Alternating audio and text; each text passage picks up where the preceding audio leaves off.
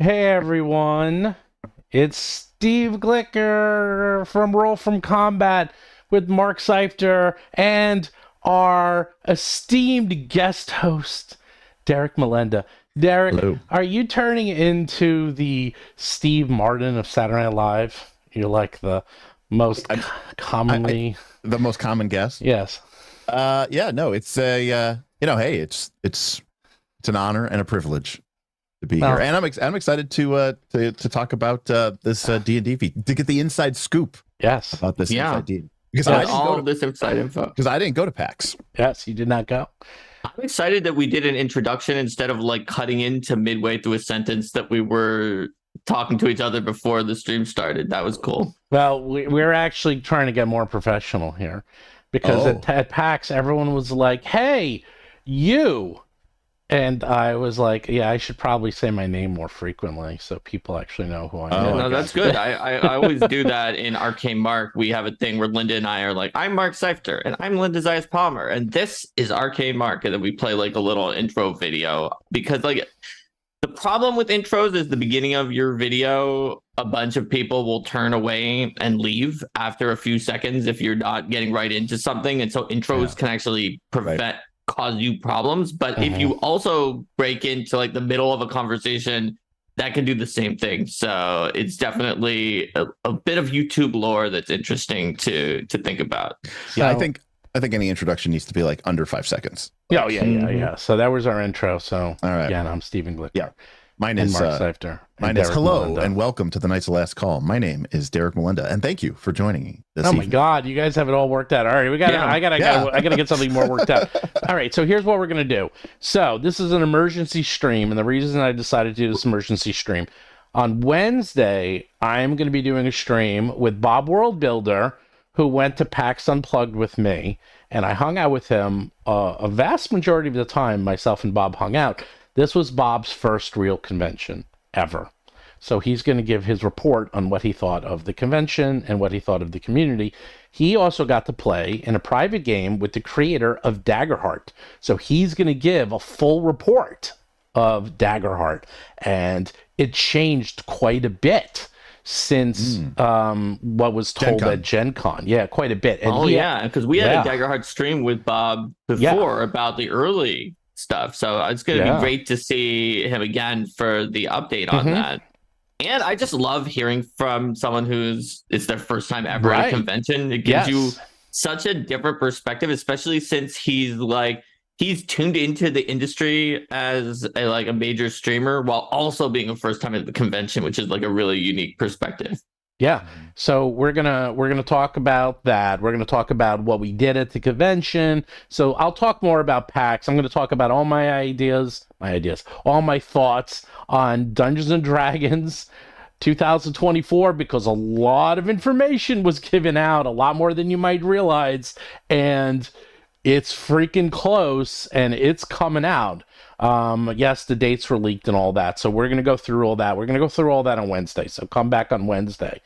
However, But stay here because Stay Steven here. got a lot of exclusive hands-on time with this VTT and with Yes. the developers who were Yes. working on the VTT. So he's got a very inside scoop about it. yes, as someone who has been using VTTs for 13 years, who's someone who's a professional software developer, who also is a video game designer, I think I have a pretty unique perspective. And I also got a chance to talk to Chris Cow and Kale Stutzman, who were the developers of the VTT for hours yesterday. In fact, I just did this yesterday, so it's all fresh in my mind, is that I got to play the VTT. I got to play both as a player and a GM and also build levels and then talk to them for a very long time just about concepts and what they're doing and where it is and when it's going to be released.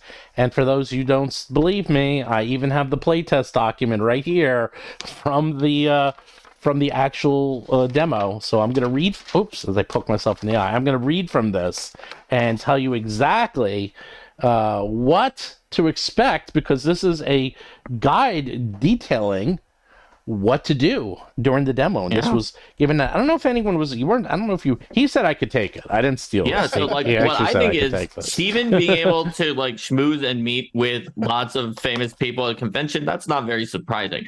The surprising thing is that they were like, oh yeah, you could take it. Go ahead and go ahead and share these details with the Roll for Combat stream. Yeah, So, they were pretty cool about it. You don't bring a thing to PAX and talk to it's not like you had any sort of like NDAs signed or anything. Yeah, I guess that's true.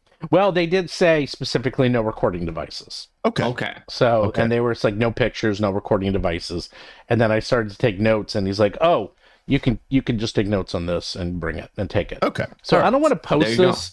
Oh, and by the way, one more thing on Wednesday, which I will talk about, is what's going on in this picture with myself, Professor Dungeon Master, Bob World Builder, Grace World Destroyer, Mrs. Dungeon Master, and someone called Matt Mercer. And I told you, I said you should have fought for the hug. You gave it up to Professor DM. You should have fought harder. Well, here's the thing. I did find out the history of Pathfinder and why they converted to 5e. He knew who I was, which was amazing and humbling at the same time. He knew who all of us were, actually. And I hate to say it, I think I have a man crush on him. I can see why he's so popular, because he was as nice and as cool and as geeky and as fun, smart, and charismatic as you expect him to be, and maybe more so. He has the Riz, as the kids say. He has the Riz. And I was like, oh man, I could see why he's really popular, because he's a good guy. I mean, that is the definition of charisma, right? Like where you attract a following, whether you're really trying to or not. Yeah, I mean, Steven, it was that impressive. picture can be like the promo picture for the Wednesday stream. Yeah, that you put some be. text on top of, right? It is. He was very because nice. it's got Bob, who's going to be on the show. Be like, you gotta have a screaming woman be like, "You'll never believe what Matt Mercer told me at PAX." Or no, you don't even have to do that. You're following a different formula, because having those like shocked faces is one formula for a show that's about like role playing, but the other one is have like people who are on your show and then also someone from Critical Role that's on there. And in this case, it's actually topical and relevant. So why is Derik here? So Derik is here. Why are any of us here? Well, because I just wanted to get two different viewpoints, because I imagine you're going to ask me questions, and I just wanted to get another viewpoint besides Mark, and you're free. And if another reason why it's good to have Derik on here, in my opinion, is that 2 months ago, there was another video we put out where Steven predicted that this VTT that he has now demoed was not looking good. And Derik said that he thought that it did look kind of cool too. And I, as usual, took a middle path where I said that like we can only see what they showed us, which actually kind of does look good, but it is also like a biased sampling size that I want to wait until there's a hands-on where somebody can get into it, which is exactly what we're doing today. So bringing those same three people back from when we made the predictions and seeing how things changed is what I think is going to be the most interesting part about this episode. I hope that viewers who remember that episode, or you can go back and check it, will see if there's anything interesting and whose opinion changed the most and what things are still the same. So I'll probably be talking the majority, since I'm the only one who was there and did this. But of course, if you do have questions, do ask them. Super chats, I'll definitely answer. I don't know if I'm getting to all of them, but I will answer as many questions as I can. I actually really dug deep into this. I even found out like how the client worked. I even found out how they're getting the feed information. I like how the store is going to work. Like, I mean, I really, the advantage of being technical is I was really getting into the weeds with them. So it was pretty interesting. I won't talk about Pathfinder, what Matt said, until Wednesday. So come back for Wednesday's show and I'll tell you all about it. Anyhow, with that, yeah, let's talk VTT. Get into it. I did this for several hours yesterday. I actually went in, did the demo, was there for about an hour and a half with Professor Dungeon Master, and then found it so fascinating. I went back later and just stayed the rest of the con hanging out. And the best part is because it was the end of the con and Sunday, no one was there. So I was just hanging out and just talking to them, and we just sat around the corner and talked. So here's the thing. Let's start from this guide, because this guide is actually probably even better than me telling you what to expect, because this is designed to teach you the system. So it starts off with the D&D Playtest Quick Start Guide. Welcome, playtesters. You've likely already jumped in to try things out. That's great. Experiment away. Here's some quick tips to help you out. Starting a session. Once a player starts as the DM and enters a room, sharing the room code with everyone else via Discord or your favorite app. Everyone else joins by entering the room code. Hit play, and away we go. So basically, creating a room session. Yeah. Yeah, it sounds like the way that Albert Rodeo works. Yeah, and most of these. So it's like you get a private code, but this is a self-contained app. This does not work in a website. This is an app that you download and install. So it is because it's like a video game basically. So that's something that's very important, because it's not web-based. It's not web-based. Nope, it is not web-based. It's all client-side.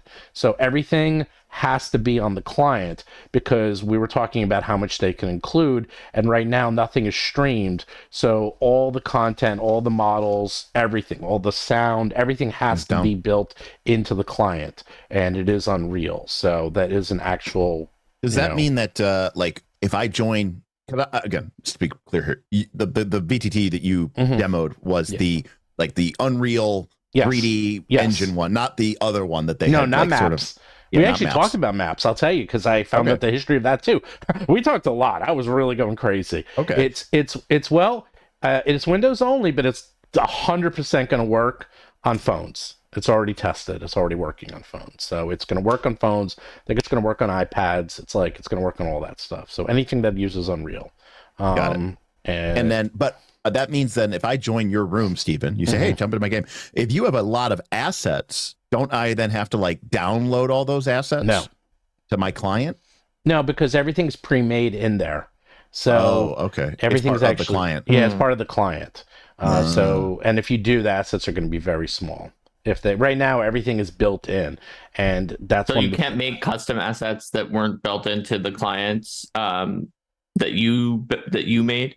You can, and he told me about this. So one of the things you can do is that when you make a character, it actually has a character builder that works very similar to Baldur's Gate or any video game, where you can sort of adjust your facial size and color and shape so that you can like take a base model of a humanoid. Right now they only have humanoids. They don't have like goblins or some of the other monstrous humanoids yet, but they did have humanoids where you can change it. And the best thing is the way the clothing works is that it will change according to your model. So if you make a very fat, short dwarf, your armor will stretch and wrap around your dwarf correctly. Or if you make a very thin, tall elf with the same armor, it will work with them. So it will work correctly. So you can adjust from basically a preset list. If you play Baldur's Gate 3 or any of those CRPGs or Fallout, that's how it's going to work. So it's it allows you to use what they have in the system and then adjust it to your needs. So again, that's how they limit the amount of client side streaming or things you have to download. And if you download an adventure, that you would download, and I'm not sure, I didn't ask them how that works, but yes, so if you buy something and download it and install it, I believe either the other people with the client would also either download it, and then it would be like a locked version, but something like that. So it's not. Right, I don't think it streams. I think everything. Yeah, you got to have a way to get the assets onto your machine. But yeah. No, I didn't get that. No, that's fine. All right, so make it a character. So you're making a character. So they have here. So the making the character. I didn't see that screen. So we had pre-made characters, but he explained to us the way it works is you make your characters on D&D Beyond. So your characters are made and created in D&D Beyond, and the reason I know this is because I wanted to see a wizard with a higher level spells. So he said, okay, go into one of the pre-made characters, and then inside the character there was an area where you can type in the character ID, and he actually then read out the character ID number to us. He says, okay, this is my wizard, you can load it. He gave us the character ID, I typed it in, and then it literally became his character, and I just was his character, and it had everything in it. It had all the spells, all the abilities, all the items. So there's a character sheet interface inside the app. Yeah, it's a character sheet reference, but it's very basic. It just has, it's so basic. I'm going to show you, or I can show you what it looks like in black and white. That's very basic. Yeah, that is what it looks like. So it's very basic. And then if you see at the top, that's where you type, where the B is for beyond, that's where you would type in your character and pull it out. But as you see, is this hit points, it has armor class, has movement, and then it has the basic attributes. Yeah, so I see the hotbar behind, like in the second image there. But so does that mean that you're like playing? Are you playing from the app, or are you playing like? Do you have the app open and you have your D&D Beyond web browser open, and you're like kind of living in both? You could, but there's enough in there because the app itself was very video gamey. Like I sat down there and did it, and like I knew it's the standard, AWS. AWSD. I can't remember. AWSD to, for the map, and then the mouse button. I figured it out within 2 seconds. I was able to figure it out. It's funny because Professor Dungeon Master doesn't know this. He didn't know how to do it. But so if you have any video game knowledge or motor, muscle memory, you'll know how to use this within 10 seconds. But like, were you like walking around, or like no? So is it like a grid? So the way it worked is it's very simple. There's actually wasn't that much to it, which is interesting, and yet I think it's smart. That's all you needed. I was like, wow, there's really not a lot to this, and it doesn't need to have a lot. So there was no grid. It's exactly what you've been seeing in the videos. You click on a figure, you pick them up, and then it draws the distance. So whenever you pick someone up, it'll say 5, 10, 15, as many feet as you want. But it does have a circle showing like your basic amount. So like I was playing the thief, and the thief only had 25 feet of movement. So when I picked up the thief, it would create a circle showing where 25 feet is. So I know how much I can move and not go outside of a single movement. But I can keep going as much as I want. So it's like, WASD was to move the camera. You could also go around the edges, and you can zoom in and out with the mouse wheel. There was layers. So, you could actually turn on and off the floors so that you can look down. And then there's a button in the right-hand corner where it would go from 3/4 view to top-down view. So you can actually, I did try the DM tools. I'm going to give you everything. So we could go both back and forth. Now it was still a little fidgety because like there was some in the map we were doing, there was some like second levels. So you would drag the character and it would snap up to the second level, and you'd have to fidget it. But that's pretty standard where it's at. Like that's fine tuning. So they were fine. Like I knew that was going to happen, and I wasn't that worried about it. So here's what they say here is that danger in Dunborough. When you enter a room, you start off the first step of a pre-made adventure, Danger in Dunborough. We suggest following the adventure a bit to get everyone acquainted with the experience. We'd also love your feedback on how the adventure plays. DMs have a set of tools in the upper right to help them run things. The player character minis are just inside the tavern door and be claimed by players. See player quick start details. DMs can click on the book icon to open the adventure. This lets them read the adventure setup and provides a script to follow if you want to play right away, but you can use the encounters however you like or just make up your own story using other DM tools. See the DM tools quick start. So for the adventure, and I'll show what it looks like, but you have like the basic adventure tool set. So you can see on the right side, or that's the text, that's the basic text you would get from an adventure. And then you can read that as the DM, and it has like the adventure introduction, the background, the synopsis, chapter 1, which is the collapse here. He, by the way, says, let me just do this. It says, clicking on headlines in adventures or bookmarks along the edge takes the camera to that location. There are also interaction markers, glowing blue, throughout the map that link to the adventure sections or provide tips. You can add your notes this way as well. So there's hotspots throughout the adventure. So think of the map and then the adventure on the side. So you can click on the hotspots and it'll zoom to that part of the adventure automatically, which was nice. So obviously you've used Foundry a lot. Yeah. And I'm assuming you used Roll20 before that. I've used Roll20 thousands of hours. So, right. Yeah. So, I mean, how did it feel in comparison to those? Now, obviously this is not a final app. It's early alpha or whatever, or even beta, I guess. But like you, with someone with that much VTT experience as you do have, like how did it, outside of the technical challenges or anything, like how did it feel? It felt fantastic. It felt just like the opposite of what you were saying when you were just looking at. So you liked it? Yeah, you changed your mind completely from 2 months ago. Great. And I'm going to give you a bit of a spoiler. Professor DM liked it a lot too. We couldn't believe it. That's wild. It was.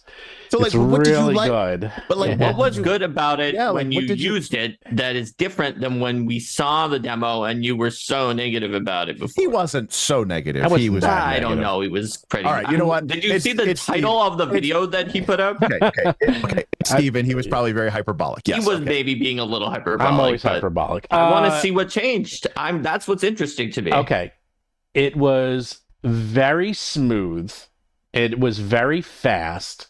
It was fun. It looks beautiful. Now, I believe this is going to be a huge, I can't even emphasize how much of a help this is going to be, because so many people have now just played Baldur's Gate 3, including myself, and they're just so used to the CRPG 3/4 view, which is very much, it's like it's a different style, but you're now been playing Baldur's Gate for hundreds of hours, so jumping into this is really natural. Like you're like, it's Baldur's Gate 3, just a little different. Oh, the movements are the same, it looks the same. Heck, it actually looks better because it's an Unreal Engine. So it wasn't like, I have to get used to this. It's like, I've been playing this for 200 hours. Now I'm playing a D&D game.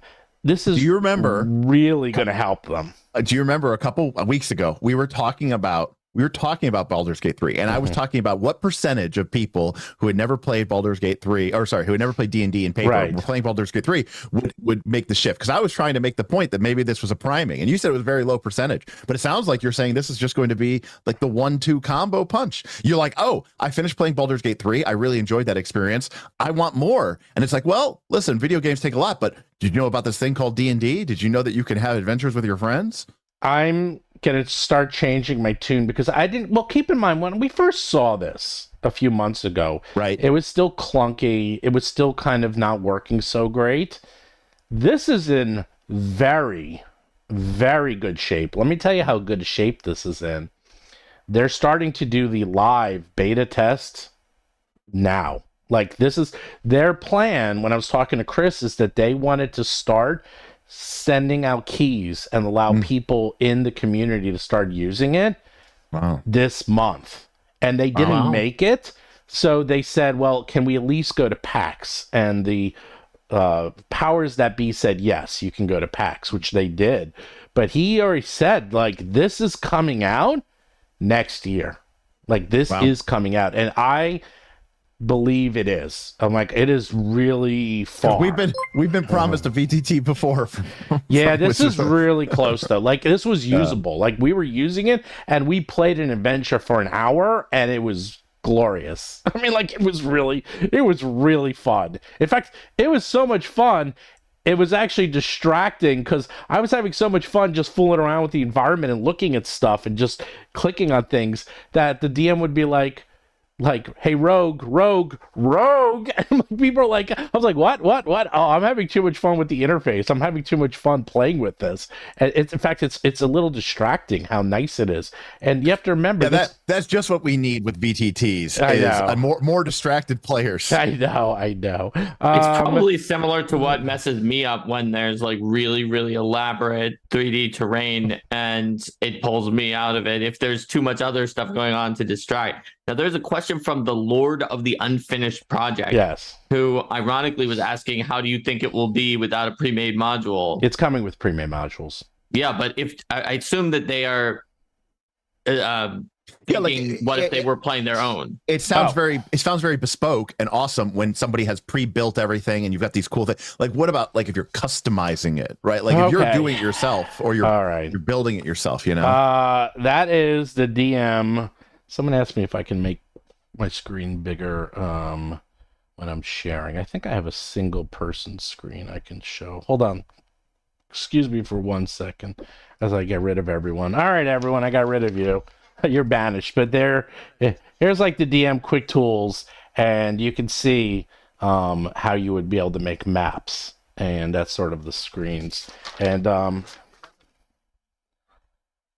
yes.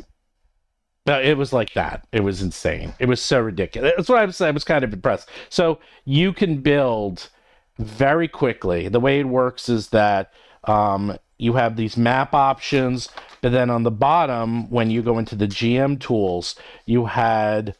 oh, here's the other one. Sorry, I'm going to go back to my single screen. I missed one page. Is that here is where you would have the spawn interactions, where you can have encounter mode, hide, show walls, load different maps, and it very much looked exactly like Dwarven Forge. Is that they had all the Dwarven Forge models, like pretty much, like, you know, like, oh, here's a wall in the corner, here's like all of them. Just like imagine Dwarven Forge, imagine all the models, imagine them in a menu, and you drop them in. And they click together. You want to put a staircase, 5 different staircases. You click on the staircase, and then it would show you the options. And then you could change the option you want. You drag it on, done. I mean, to be fair, this is nothing new. This is nothing new because Foundry people have been building this, not 3D, but you know there have been other 3D VTTs. But I will add, just as an aside, the job of the DM Dungeon Master is already difficult enough. Now I've got to create 3D worlds in my game system as well, just to be able to play it. Like that's where it gets a little like you're 100% right. But this reminds me of Minecraft, and there's going to be a lot, and I mean a lot of people who are just going to make dungeons and sell them. Oh, and yeah. You heard that, and that's what's going to happen. It's like there's going to be people who make livings off making not adventures, but just dungeons. Maps. It'll be just the wizard's tower. Yes. We were discussing this the other day, right, Steven? We were talking a little bit, and it's like if you go to Jipeku, right, the map makers, right, for Patreon, they have 12,000 people who are paying them $60,000 every time they make a map. Yes. Right. So like there's a market for people. They're not selling adventures. They're just selling beautifully custom, maps. And that's a flat 2D map. I think people are going to be able to put these things up here for, for $3, $4, $5, $10 and be like, hey, I built a whole dungeon. Each level is $5. Buy the dungeon mega pack for $40. Get all the levels. I mean, damn. I might need a new job. Well, there's more. Wait. So there's more. I mean, not only was it really easy, but then if you wanted to make a forest, there's a random tool. And there was for anything that you wanted to bulk put down, there was random tools. So like there was a randomization tool for putting down trees. So I just wanted to make a forest real quick. I was able to build a forest and a path and like with some accoutrements in like 2 minutes. And I didn't know what I was doing. I mean, it was like literally just click on it, click random. I just drag, and it's just like it's just like putting up the trees. Drew a path. Just dropped in like a chest here, like some dead bodies here. That done, and there was a map. And I was like, oh my God. And like, I mean, now I'm someone who plays like Roller Coaster Tycoon a lot. You know, I'm used to these kind of building tools. So I won't say I was a complete idiot, you know, but I'm not like a Minecraft god. I'd say I'm somewhere in the middle, but I was able to do this extremely fast. And then you could delete too. You can delete very quickly. And then for adding in creatures, there's a whole library and they're pre-made. And then you literally just click on it and put them in. They come in hidden, and then you press the H button and it makes them appear or disappear.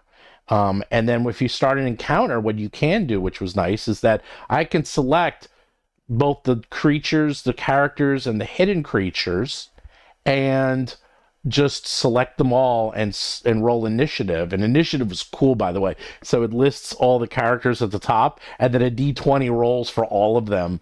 And then it's like, and then it's like they start appearing. And it was a beautiful animation, and then it sorts them into the right order. But the hidden ones stay hidden, but they're still in the initiative. And then when you want them to appear, they can appear. So I mean, again, it was very good. It was really well made. Tom H in Super Chat was wondering if there's a way to run other systems or if it's a closed system. I assume it's a closed system. It's got to be a closed system. I assume you're not going to believe. Really weird if it wasn't You're not closed. going to believe what I'm about to tell you. Okay, I'm getting ready for my shock face. Yeah, me too. At the end, Chris and I and Kale were talking, and they obviously are making it. Not only were they very supportive of other VTTs because they feel like, you know, all VTTs do something differently, but they were like, you know, at the end of the day, it's nothing more than models and numbers and dice. And yes, this rolls and works for D&D, but they would love for this to expand into other systems. They even said it would be great if it can go into Pathfinder or any other game. And interesting. That's so different than what the 100%. things we're saying in the old OGL. And so like, well, it just shows you like which is what, you know, people have been saying for a long time, right, Mark? Like the creators are not the corporation, right? Well, that's true. That's true about the creators who are on the bottom level. But in some cases, there's clearly differing narratives coming from inside WoTC because one of the people Steven met was by name mentioned by a whistleblower back during the OGL as one of the people who was making the digital strategy during the OGL crisis. So don't be mean because Chris is probably going to come on the show. No, so. That's what I'm saying is that I'm saying that this proves that you can't tell the truth about a narrative by only hearing from one perspective hearsay. and that there are probably different groups of people within WoTC who all have their own points of view. And to them, they probably were all telling the truth about it too, but that you can't figure out who a person is and what they stand for just by hearing like hearsay from someone else, even if it's a coworker. But the reason why this is so confusing is because this changes the narrative. Because the narrative seemed to be that had been pushed was that D&D, Wizards of the Coast, Hasbro, was attempting this sort of coup d'etat, right, of the digital landscape because they wanted this sort of monopoly and wanted to be, you know, one truth of D&D for all time. And so to hear that they are, you know, interested in courting potentially a more generic system that will enable and allow other systems to be used, that's shocking to me because it seems to be in direct opposition to everything that we've seen over the last, you know, 8 to 9 months, unless of course, you know, the shocking truth of the community backlash was so loud that this changed direction. But it feels like that's not something that they would be able to quickly change in this kind of development. No, this is also them just talking what they would want. And their this was philosophy, just not necessarily the implementation. Right. Yes. No, I get it. But even just that, hearing that is very surprising. And if they're willing to say that and say that to you, I think that says something. And to be fair, they all knew who I was. So, well, no, that's my saying. You were the great crusader. So you literally got out on your soapbox and were like, let's bring these bastards down. Like that was literally you for about a month. Well, yeah, I was with Steven during that month, and I can confirm that I wasn't Steven was doing that. I wasn't cool enough to be on Roll for Combat during that month. Steven's like, look, I gotta grow this channel real quick, Derik. You gotta to stay over there in the corner. I got to bring on real people. I got to bring on Ryan Dancy. I got to bring on, corporate contract attorneys. Anyways, Ryan was there, by the way, at PAX. By the way, do like and subscribe if you like what's you hear, because I only see 53 likes and we got 400 people. And if you want me to get more exclusives and get some WoTC people on, I need people to watch the stream. I need people to watch this. You need that clout. What about the hardware? Was it? So did they say anything about it? They were, well, yes, we did talk about that. They were running on Alienware laptops. They were beefy laptops. Don't get me wrong. These are professional gamer grade laptops. However, like 4000 series RTXs or something. But not even that. But the point is like, in the video game world, everything is optimized at the end. Okay, like this does not surprise me. I'm not, as someone who knows how this works, I'm not giving them any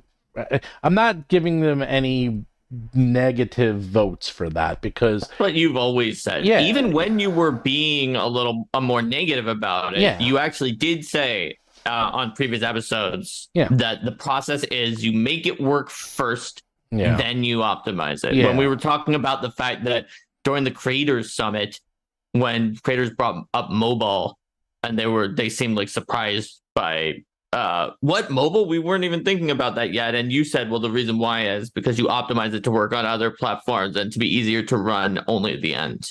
Yeah. So they are very much aware of it. And one of the main things they're doing is, first, because it's client based, everything is on the client.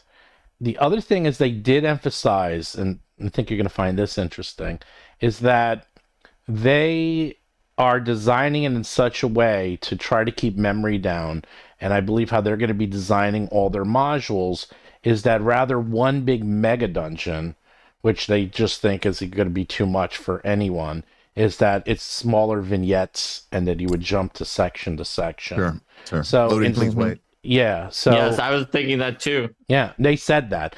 And because they said, look, rather than one dungeon with 50 rooms, they might have, here's a section with 5 rooms, here's a section with 6. I mean, look, for years at my table, going back even 20 years ago, the players would turn left when I thought they were going to turn right. I have to flip open. I was in room 12, room 13, but then they go to room 67. And it's been a while, and I would go, loading, please wait. And I'd flip over to that section of the adventure, whatever, and start reading through it. So now I just get to do that in real time. Well, keep in mind also, because it is an actual dungeon that you move around. Like, having a physical dungeon in 3D space that you have to now run all the way up to the corner or something takes a while. It's going to be easier to hotkey stuff and just press a button and go to that part of the dungeon. So it's going to go much faster. One thing that was also really good was the dice. So whenever you brought something up, whenever I was doing a roll, because I was the thief, so I got to do a lot of rolls, is that I did have inspiration cast on me, so it would come up and show the D20 with a D4, and then you would click on it, or you either click on it or you would drag it onto the field, and the dice literally roll across the field. They don't knock anything down, but they're literally rolling like a physical tabletop. And then the nice thing is, the only problem was like when I was rolling 2 dice, sometimes they would go like in different directions, and then I would lose them both. And I'm like, what did I just roll? Because I don't even know where they were, because it got a little out of hand. They're still working on that, because also there was like a chasm, and the dice would fall down the chasm and disappear. But it doesn't matter. They still end up landing, and then in the chat box, it would show you everything and what you rolled. They did have exploding dice when you got a 20, and they said they're still working on that animation. Not that much different than like Dice So Nice, right? No. Can you disable the 3D dice? You probably can, but we didn't.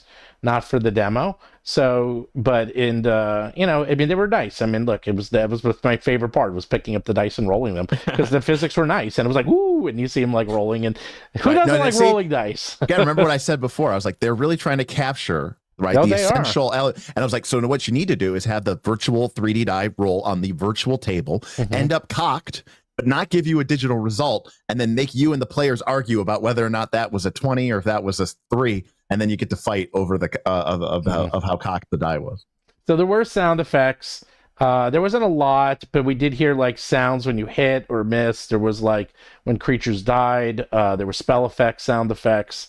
I didn't hear. It was obviously very loud, so I didn't really hear and go into that too much. That's the stuff they're working on right now. In fact, they told me they just hired some new animators to start adding in like, you know, they're getting to the point where they're fine tuning and they're adding in like, I did look at the spell list and not all the spells were implemented yet and not all the animations, but they said they're working on them right now. Did they talk anything about like custom models? Like, you know, what if you had, you know, like you said, what if you had your own 3D model or your own mini or you know, your own Blender model or something? Yeah, you know, yeah, like, they're going to work on that because there are pre-made tool sets. Right now, they're working on just getting it working. But yes, there is going to be the ability to make your own models. I'm not exactly sure how it's going to work because they were really concentrating on just getting it done.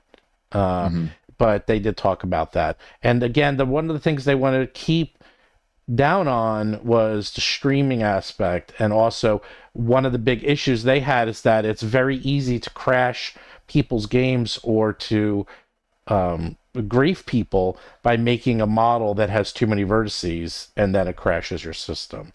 So they had to, you know, they were really looking at this and looking and thinking about it. It's like, you know, it's like, okay, you make a beautiful, and that could turn into a whole, that turns more into a PR issue because it's like, okay, I make a model and it has 5,000 vertices, but the client only can handle 200 vertices, and that's like the number of triangles. And then they're like, oh, I wanted to sell my model, but you guys don't let me. I had a really detailed model, and now you had to simplify and it looks like garbage. How dare you? It's like, no, we have to have, you know, minimum and maximum set requirements for everything. So right now they're looking into what they can use within existing tools, and that includes taking existing models and modifying them rather than putting in custom models. But they said that will come. Lord God or Lord Good had a great question, which was, did they talk about the price point at all and how this is? No, I didn't ask them anything about that. At the point that's like the higher ups. I don't think they even were able like, to do you think it'll that. be just part of, I mean, what's your sense? I mean, I doubt they're going to sell, right? I doubt they're going to sell this. This is going to be part of a subscription. Yeah, I mean, everything worked with D&D Beyond. It's directly integrated into D&D Beyond. Directly, like everything in here literally said like D&D Beyond this, D&D Beyond that. Your character comes from D&D Beyond. Like, I don't think I actually, as far as I know, like, so you asked me, can you build a character? And the answer is no. Your character, from what I can tell, on Beyond, has to be on Beyond. And then you go into this client, you type in your character ID, and then it's loaded into the client. And that's it. So there was no way.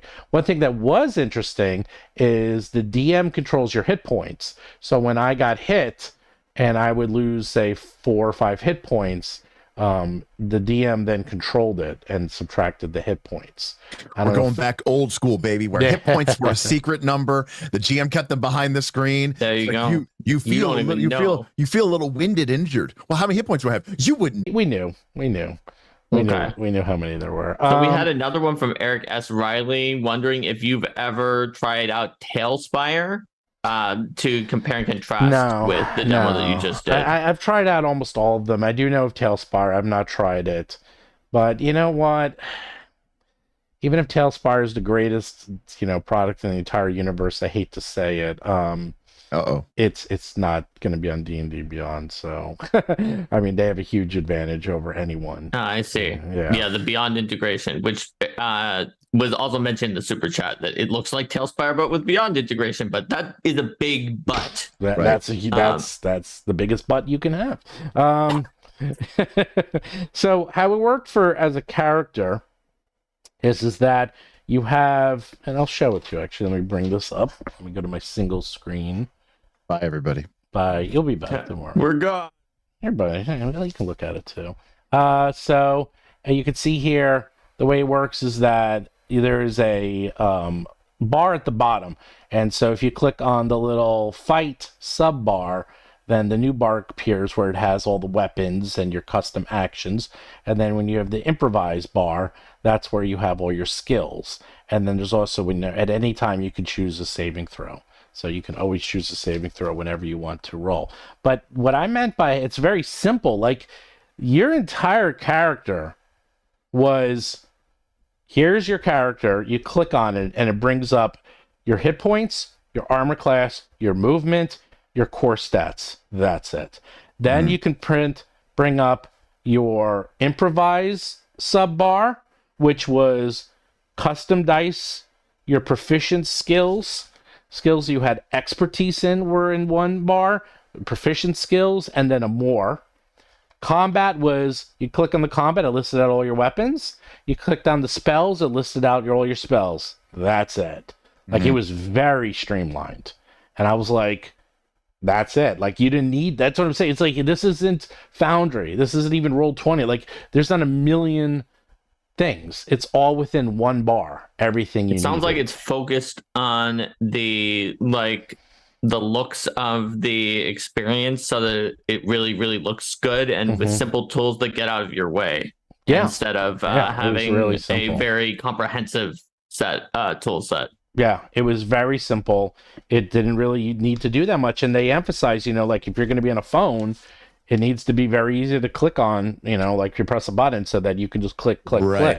And that's something else they're very aware of. The era of the phone meta. Yeah, pretty much. That's, again, just even from the screenshots that we saw before, but what we're seeing now, fundamentally, this to me is the true virtual tabletop. And for anybody who played D&D or, TTRPGs on something like Tabletop Simulator, understands what that means, right? This idea that it's, trying to be a minimalist in a way, VTT. I know people who have literally 30, 50, 60 Foundry modules that literally just, cover every single aspect of it and have macro scriptings and all this other stuff. It's pretty crazy. It's pretty in-depth. That is not, that is more of a maximalist approach.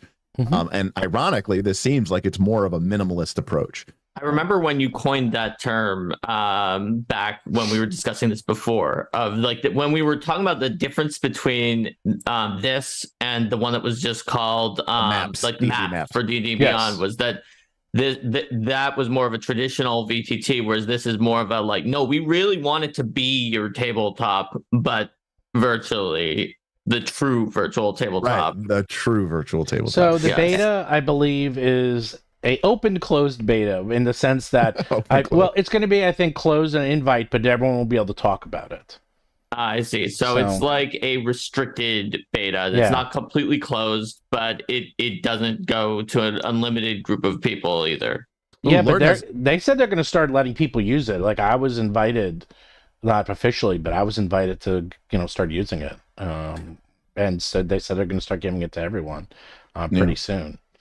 So they're waiting, and there were, I will be fair, there were bugs. I found a couple, but nothing earth-shattering. Like, one example was if you clicked on a skill, because what happened is they were supposed to do a perception check, and I had my acrobatics selected. I hit the quick bar, and it did my last skill selected.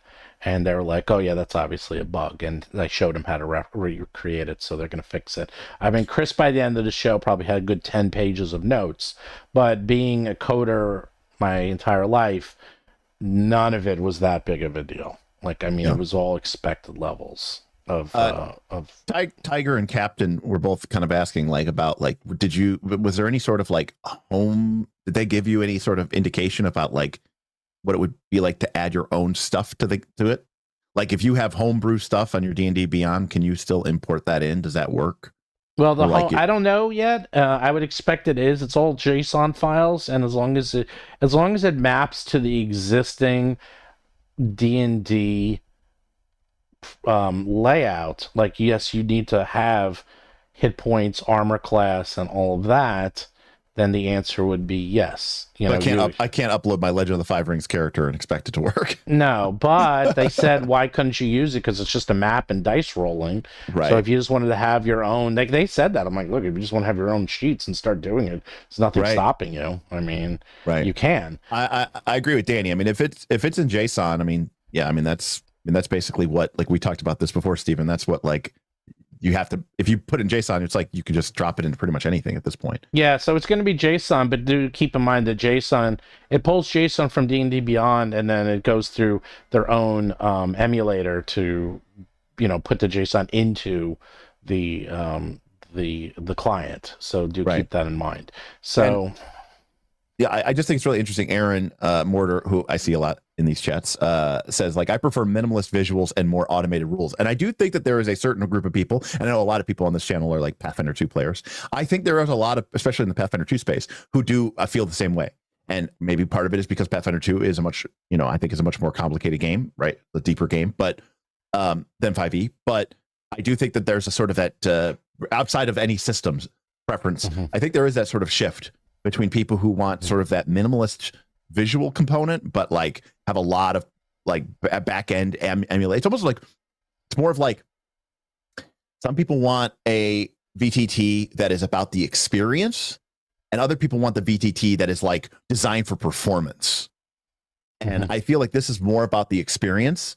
Like it may not be as automated. It might be a little bit more clunky. It might take a little bit. No, it definitely wasn't. It was like, when you fought, it was like, it was the table. It's what you said, Derik.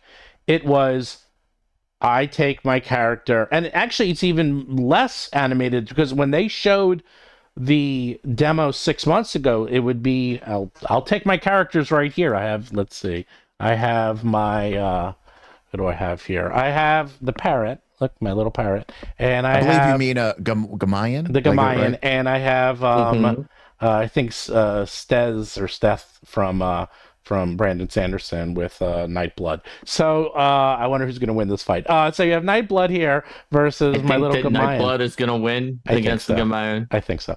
So they would do it is that they would go like this. They'd go boo, boo, boo when they fought. For the new one, they would just stand there, and when you fought, nothing happened. Like you would see, like you would hear sound effects, and if you had spell effects, you would have spells going from one to the other. But they didn't even animate. They didn't even bang up against each other. They just stood there. Yeah. I actually really like that, because I think that if they got bashed together like a 5-year-old playing with action figures, I think that would be very cheesy. Yeah.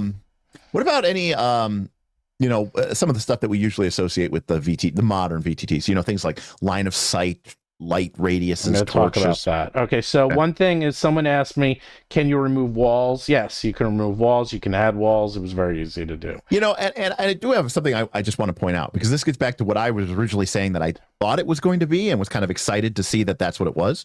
The K5K says, what happens when the druid, stone shapes through a wall?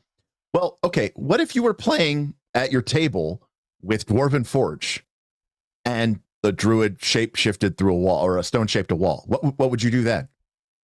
You would probably, I don't know, pick up the piece and delete it and just say, okay, it's fine. We all know that there's a hole in this wall. Or you would just say, pretend that there's a hole in the wall there. Like it's very strange to me that, like, I think there's this, maybe I'm like the perfect customer for this, because like, I don't want it to literally be a 100% one-to-one representation and be like, well, if someone creates if in the middle of a fight, I create a pool of molten lava in the middle of your room, I want it to be a dynamic animated lava pool that exactly conforms to the dimensions of the zone that I put into the thing.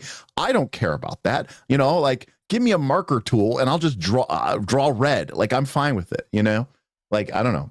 I think it's for me. That sounds very interesting. So, this is very much, I think the easiest way to describe this is animated Dwarven Forge. It's literally, because people are like, was there a line of sight? No.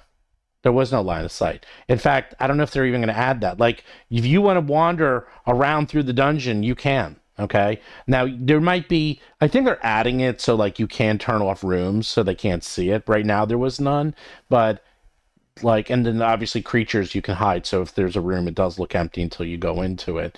But in terms of lighting, there was only one lighting, and that was everything was on. So, and I could see that they add that later, but right now it was at the point where it was just, here's the map. And it was the full map. And here's an example. Like, there was a rickety bridge. And can I take my character and just run over the bridge? Of course I can. I can do anything I want. But when I was there, the DM's like, oh, hold on. There's a rickety bridge. You got to do an athletics check. And I rolled a 3. And I'm like, oh, you fell down. You're in a pit 10 feet down. And you take, and she rolled. It was like 4 points of damage and applied the damage to me. Did I fall down a pit? No. Did I actually have to, did the animation or anything change? Nothing changed. I was there and I was on the bridge. And then someone took a rope out, threw it down, and I had to climb back up. Theater of the mind. It was none of that was there. And you know what? That was fine. It was totally fine, at least for me. I mean, that's how I've been playing the majority of my life, right? Exactly. Like I'm like, oh, you fell through the pit? Hold on a sec, guys. Let me mount my battle mat on a 3-inch square of foam, and then let me carve down into it. Yeah, let's not do that. No, that was it. There was no pit. I mean, yes, there was like rickety bridge, and then she just said I fell down. And I took damage. And then we played like any other time, like when we were kids.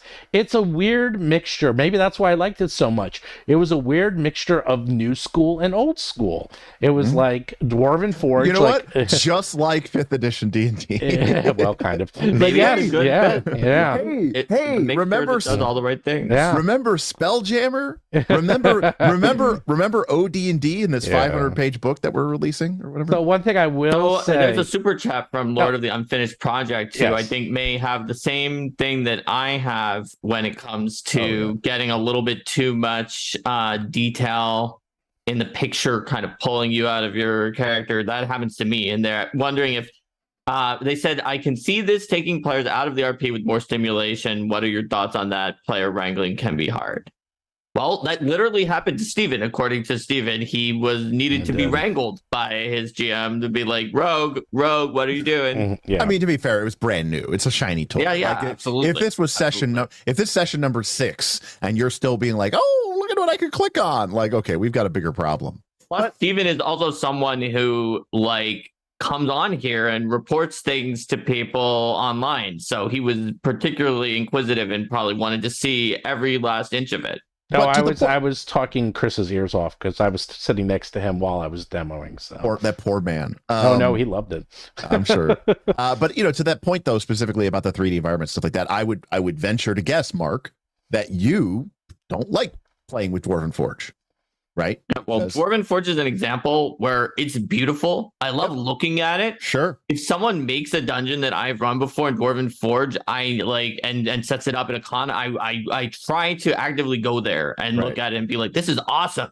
This looks just like the dungeon. But if I'm running on it, then it pulls it down, like I mentioned before, and it's like Clash of the Titans. And then Steven says, you actually know a movie from that era where like the figures that are in there are just pieces on my board, and I am a god sitting from above. Whereas if the worse the representation is, or if it's not there at all, the more I can just my mind's eye, my viewpoint is a first person viewpoint into the world instead of a third person isometric perspective. Right. So basically, if Dwarven Forge or any sort of 3D model thing wouldn't be your cup of tea at the table, if you would prefer to use something like just a flat Chessex battle mat with white erase marker or just Theater of the Mind, then of course this doesn't really have this. But they have maps also. They have maps and beyond, and that probably works better for me because it's a little more abstract.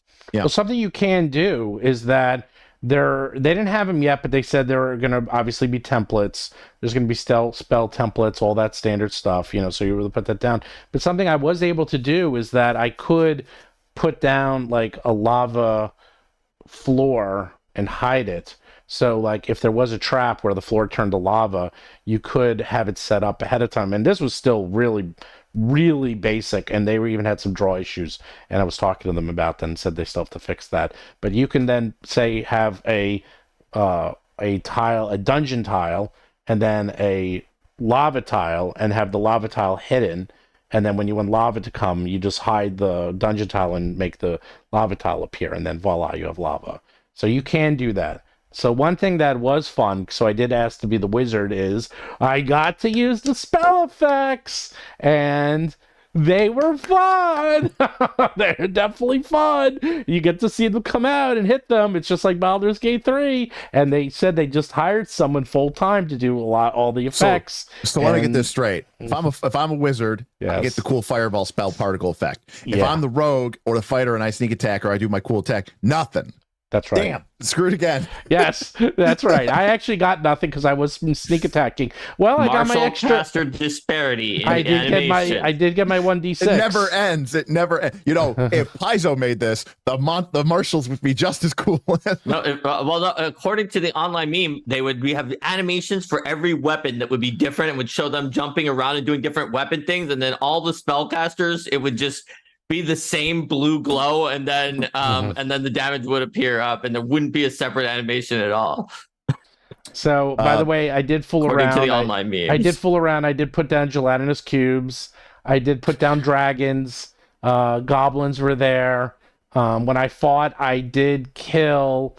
Oh, someone got hit and critted for 34 points of damage, and we're like level 3. Yikes. So yeah, they were dead. It was so funny. I think that's not going to kill them, though. That's going to knock them out. Oh no, they were dead because they already got hit once. They said, "Rogue, you're the tank now," and I'm like, "Great." But here's the best dangerous part. Are you ready? You guys will be so proud.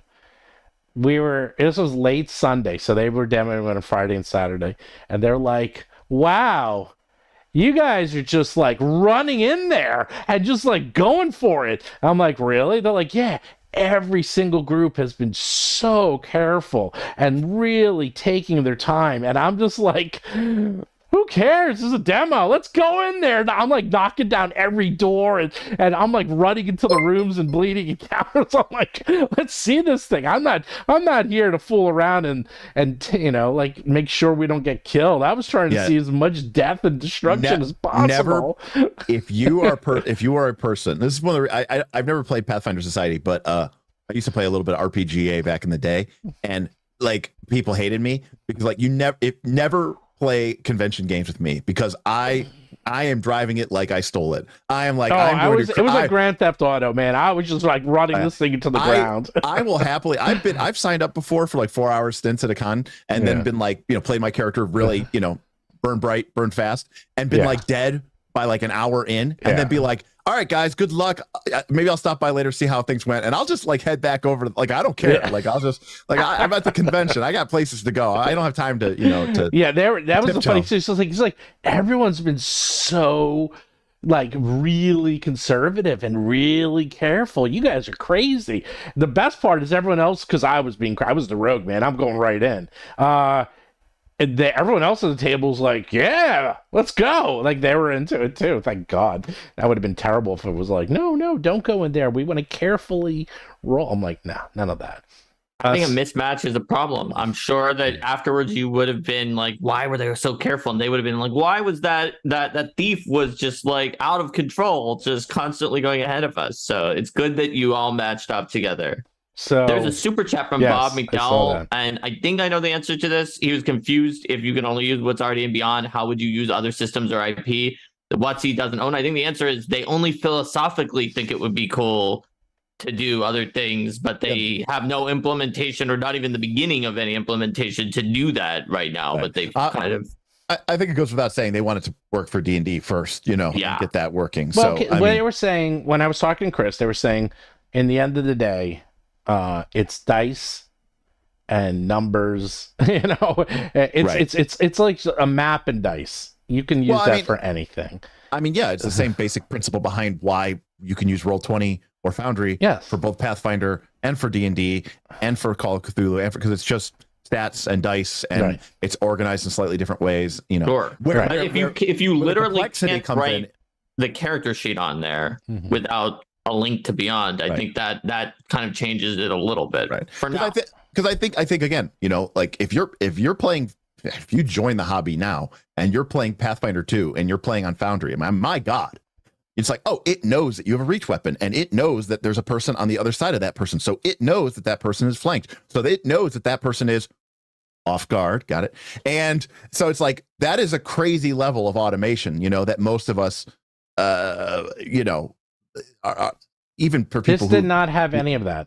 Exactly. That's what I'm saying. This was like you were still playing. So it's very simple. Like it was very simple. It could be used for Pathfinder or whatever potentially, but that's because it doesn't really do anything other than be maybe dice on the screen and minis moving around in 3D space.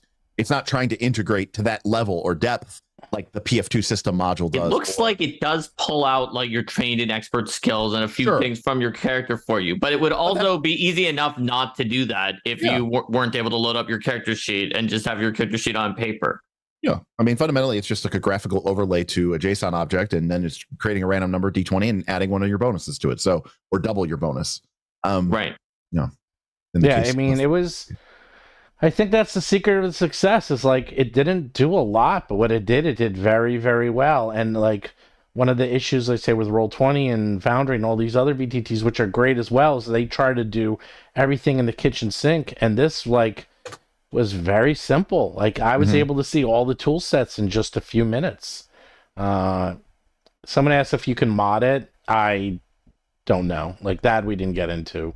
It's a self-contained program, so I doubt it. At least in the beginning, and there was no way to mod it explicitly that I could see.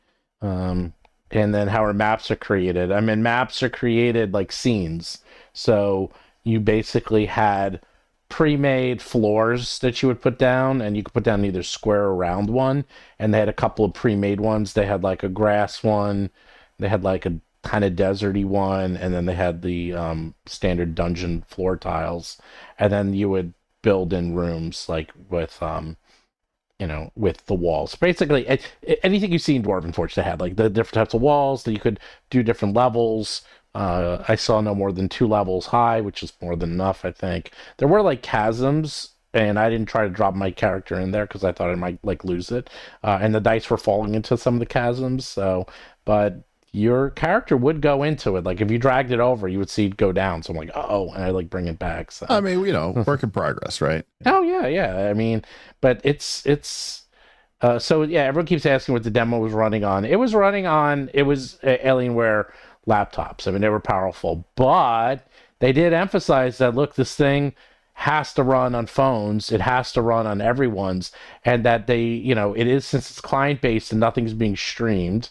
And it's an Unreal Engine, so they can control the polygon count, they can control the optimization, which Unreal's very good at. And also they did say that they're going to design this, especially for like the demo, of smaller rooms. Like this is going to be lots of small vignettes. And so if you have a 30-room dungeon, you're not going to run a 30-room dungeon. You would run, 4 parts of a 30-room dungeon. And that's how they're designing it, which makes sense because it's I think like any 3D engine model or game, there is going to be limits.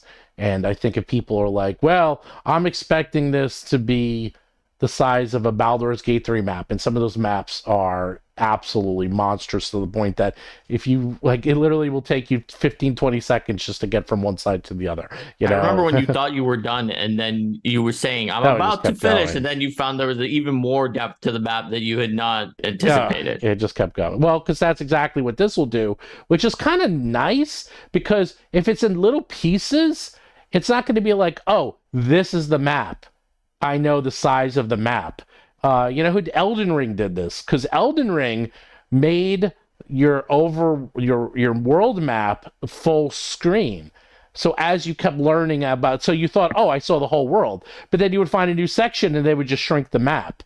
So you never knew how big the world really was. And I was like, oh crap, this world just keeps getting bigger and bigger, because as you find more areas, the world map kept getting smaller and smaller to fill the screen. So I kind of like this, because it's like, okay, you're in a section, there's only 5 rooms. Oh, there's some more doors. Where do those go? You can't metagame it. You can't say, okay, this is the size, and that's the problem with D20. Like in D20, I wonder how that'll impact game design for adventures. I mean, because they might be encouraged to make an adventure that doesn't have a 30-room dungeon that isn't easily divisible into 4. Like if it's 4 floors, that's fine.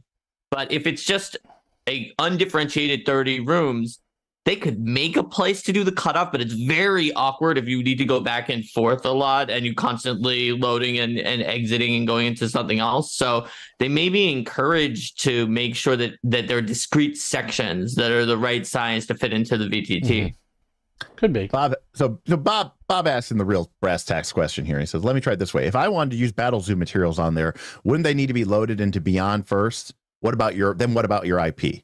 So if you wanted to play with Battle Zoo monsters in this game, how would that work? You would have to either create them custom, like you would have to load in a custom owlbear, if you wanted to play an alpaca. Or a parrot bear or an a parrot alpaca. bear, right. And then you would have to just redo it and use, but keep in mind, all you need to really make a monster work, because I do this when I do my VTTs, I only put in the following. This is all I ever put in. I put in their armor class, I put in their hit points, I put in their saves, and that's it. Because that's all you really need. Everything else I can handle myself. Let me just say something. There are some people out there, okay, who I know are like literally like throwing together tonight, like their Foundry session that they're going to play. It's like a one shot, and they will put in the strength and the skills and the dex and the int and the languages and all of the trait tags, and it is scary. Yeah. Very impressive. Yeah, let's put it that way. I didn't say whether it was bad or good. I just said it was scary. Could be scary impressive. No, I put in because that's all I ever need, because I have automated rolls, because you need the saves because of spells, so you always need saves. I need the hit points. I need the AC. I actually don't need the AC for reference. I don't even need it because it doesn't use the AC in any automated way. In fact, the only thing I need in there, which will be part of the automation, is the hit points and the saves, and that's it. Everything else I can do by hand, and I do. Yeah. So that's how you would do it. Now, and this is something we're going to talk about on Wednesday more, is that they just added the Dungeon Dudes Adventure Path to D&D Beyond. And from what I heard at PAX, they're going to start adding a lot of people's stuff. And oh man, I'm going to save till Wednesday, but there's going to be there's a marketplace. They're building the marketplace. The marketplace is close to being done. There's going to be a lot of opportunities for both official and unofficial content that gets snuck in there. As I said in the beginning, I think they're curating anything for D&D VTT to make sure there's no griefing, because it's very easy to put in models that are too big or sound effects. This was a way. So here's a way that they used to grief in World of Warcraft, is that every single time you dropped a piece of gold, it would make a sound effect. So what they would do is they would write scripts to drop 1,000 pieces of 1 gold, and then the client would then try to play the sound effect 1,000 times, and it would crash your systems. So there's a lot of ways to like grief people. So they have to make sure they're going to probably start with, people that they know and they can work with, and it would be like sponsored or curated content. And then I think they're going to go to letting everyone do it, and they'll have tools to make sure, like, okay, if you're submitting a monster, it can't be more than this size in megs and this many vertices. Therefore, if you make something that's amazingly detailed, sorry, it's not going to, it's just going to be too big and you can't upload it. So they're going to imagine everything is like printed on like a 1K 3D printer, right? Everything's just going to be really like pixelated and choppy. No, it looks great. I mean, it's unreal. It looks fantastic. But there were animated effects, like one of the funny things. So we went into a room, and the room had all these torches lit on the walls. And the Professor Dungeon Master is like, how come there's torches in here already? Aren't we in a dungeon? Isn't this abandoned? And so I asked the DM, and they said, well, the torches are lit. Wonder what that tells you. Sure enough, because there was bad guys in there, and of course, but even that there was an answer to. So, well, that's just called good adventure design. Yes, exactly. So that's not anything about the VTT, but Yeah, I don't know. This is very surprising. I mean, again, it does sound like it is more in the line of what maybe I was hoping or / thinking it was going to be. Again, I think that having when I think about playing, I mean, to a certain extent, I mean, there's a part of me that wants to play D&D over the internet the way that I would play it at the table, with paper and pencil in front of me and dice.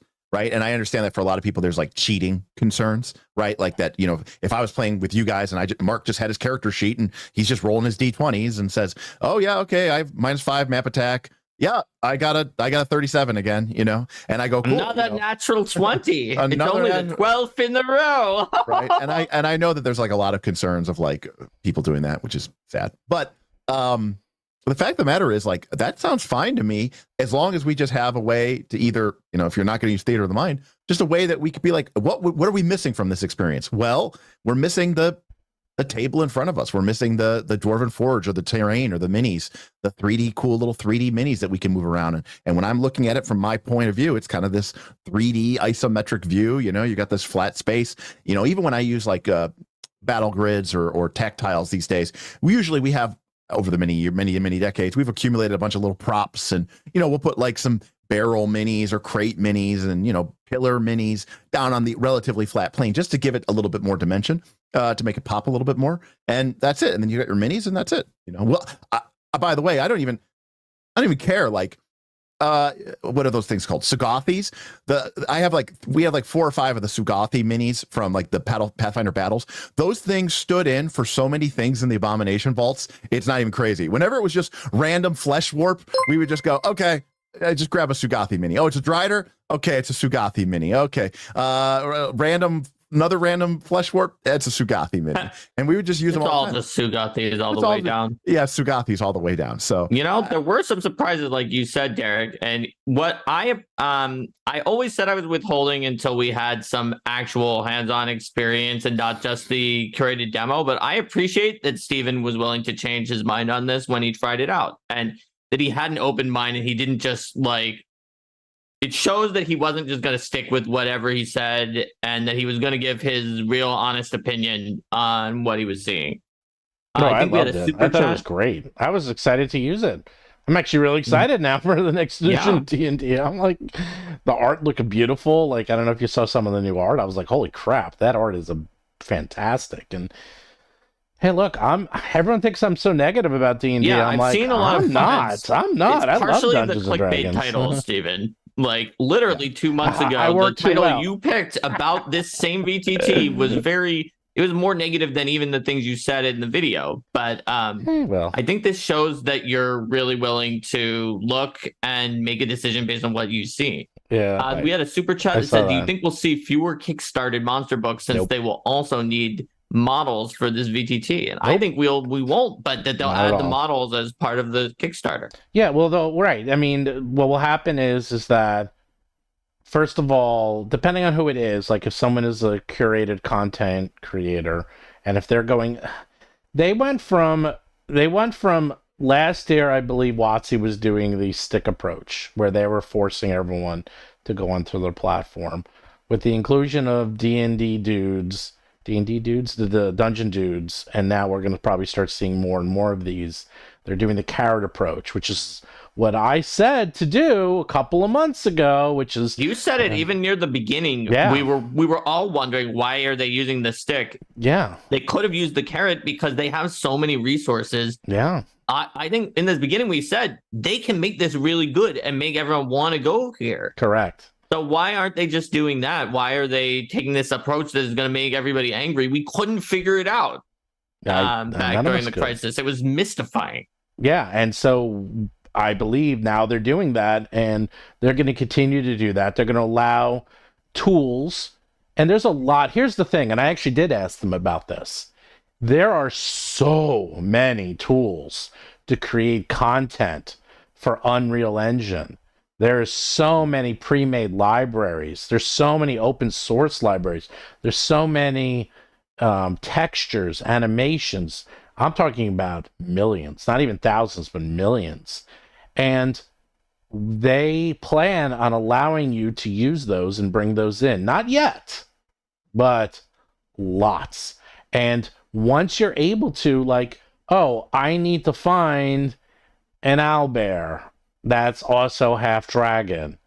Well, yeah, you can't make that, and you probably won't be able to make that in there. But if you're able to use the same tools, or if you're able to commission someone, or you're able to use one of the thousands of Fiverr people out there who know how to make Unreal models, you can commission it and then put it into your your adventure or your Kickstarter. However you want. I mean, I think Nasal has it right, which is, you have Bob from our channel from Night's the Last Call is a member of several Patreons where every month they get new STL files for his 3D printer. And he's got just literally hundreds of maybe thousands of STL files. And of course, 3D printing is a very elaborate and long process to get those minis painted and printed and painted and all this other stuff. I don't see why the same companies or new ones wouldn't just do the same thing for, these 3D D&D minis, assuming there's a way for them to easily integrate with the sort of the framework and just be like, hey, every month we come out with, 20 new minis, this month it's Orcs Attack and it's, $10 a month. Then you get 20 virtual minis. My biggest concern with this, so let's go back to concerns. So my concerns were that this was not going to be ready, and this wasn't coming out until like another year from now or 2 years from now. And that B, they were going to really not open it up or make it easy for other people to add to it.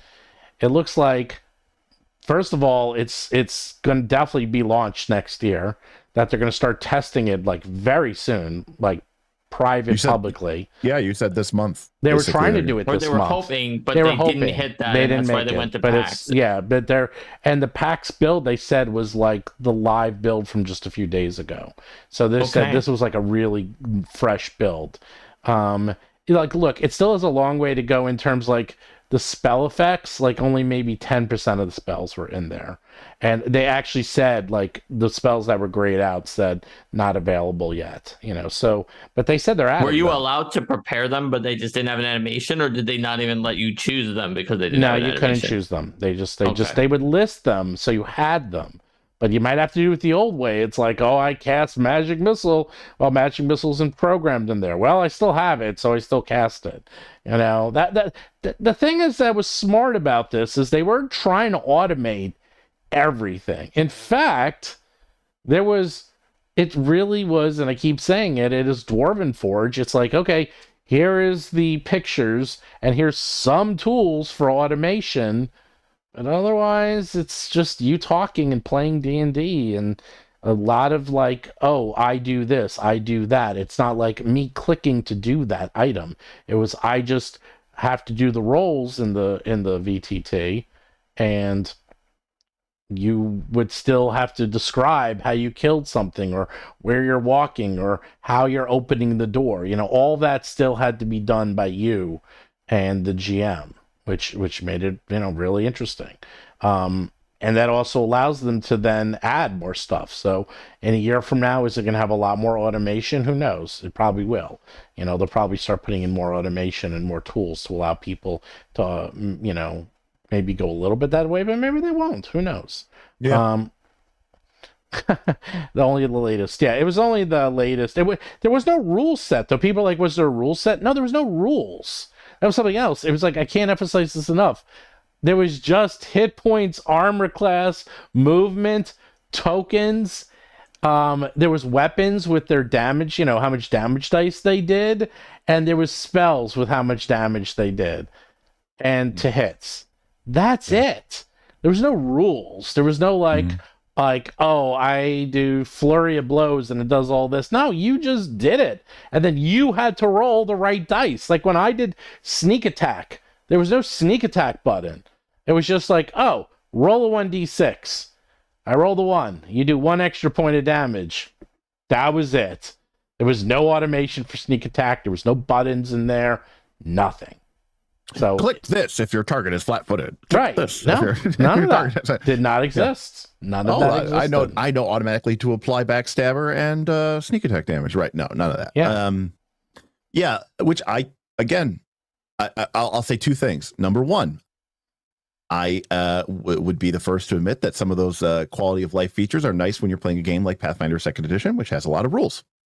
My understanding, I'm not a 5e expert, but if I believe everything that's said on the internet and Reddit, 5e has no rules and is in fact a pile of make-believe. So that means to me that a game engine that is trying to run a 5e game essentially just needs absolutely nothing, and then it'll work just fine. You shouldn't believe everything that you read on the internet and Reddit, though, Derik, because 5e does have rules. No, Mark, I'm pretty sure that it doesn't. I've been on the Pathfinder 2 subreddit. I'm pretty sure but it has rulings also. also. Well, Lord God did bring up. Okay, yes. So can you track conditions? Yes. So at the bottom of your token, there's a little plus button, and you press the button, and then it would bring up the menu of all conditions, and with a cool little graphic, and you could select the condition you want, and then it would apply it, so you can keep track of, if you're poisoned or bloodied, to be clear, whatever. It is literally just like me taking a blue plastic bottle cap ring and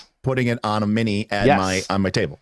Yes. Yeah. And in fact, this is probably why I liked it so much. It's because I can't even believe I'm saying this, but it felt like I was playing a D&D game from the 80s using today's technology, and that was extremely appealing to me.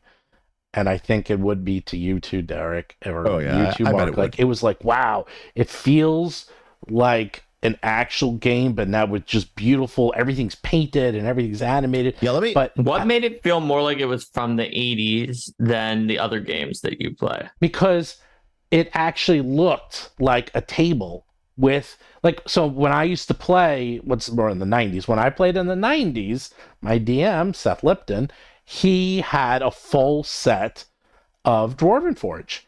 And what he would do, oh my God, it's actually very similar. He would bring out and build each room one at a time.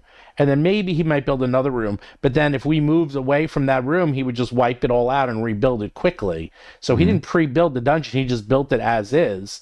And he would do it very quick. He was very fast. He would just like, tick, tick, tick, tick, tick. And he wouldn't put everything. He just put the walls in, and we would move our minis around. Yeah. And this was like me moving my minis around the Dwarven Forge. It reminded you of playing in person, which you've only done last in the 80s and 90s. Is that what it is? Well, but if you Dwarven had played Forge with Seth in Dwarven Forge in the 2010s, for example, then it would be similar to that too.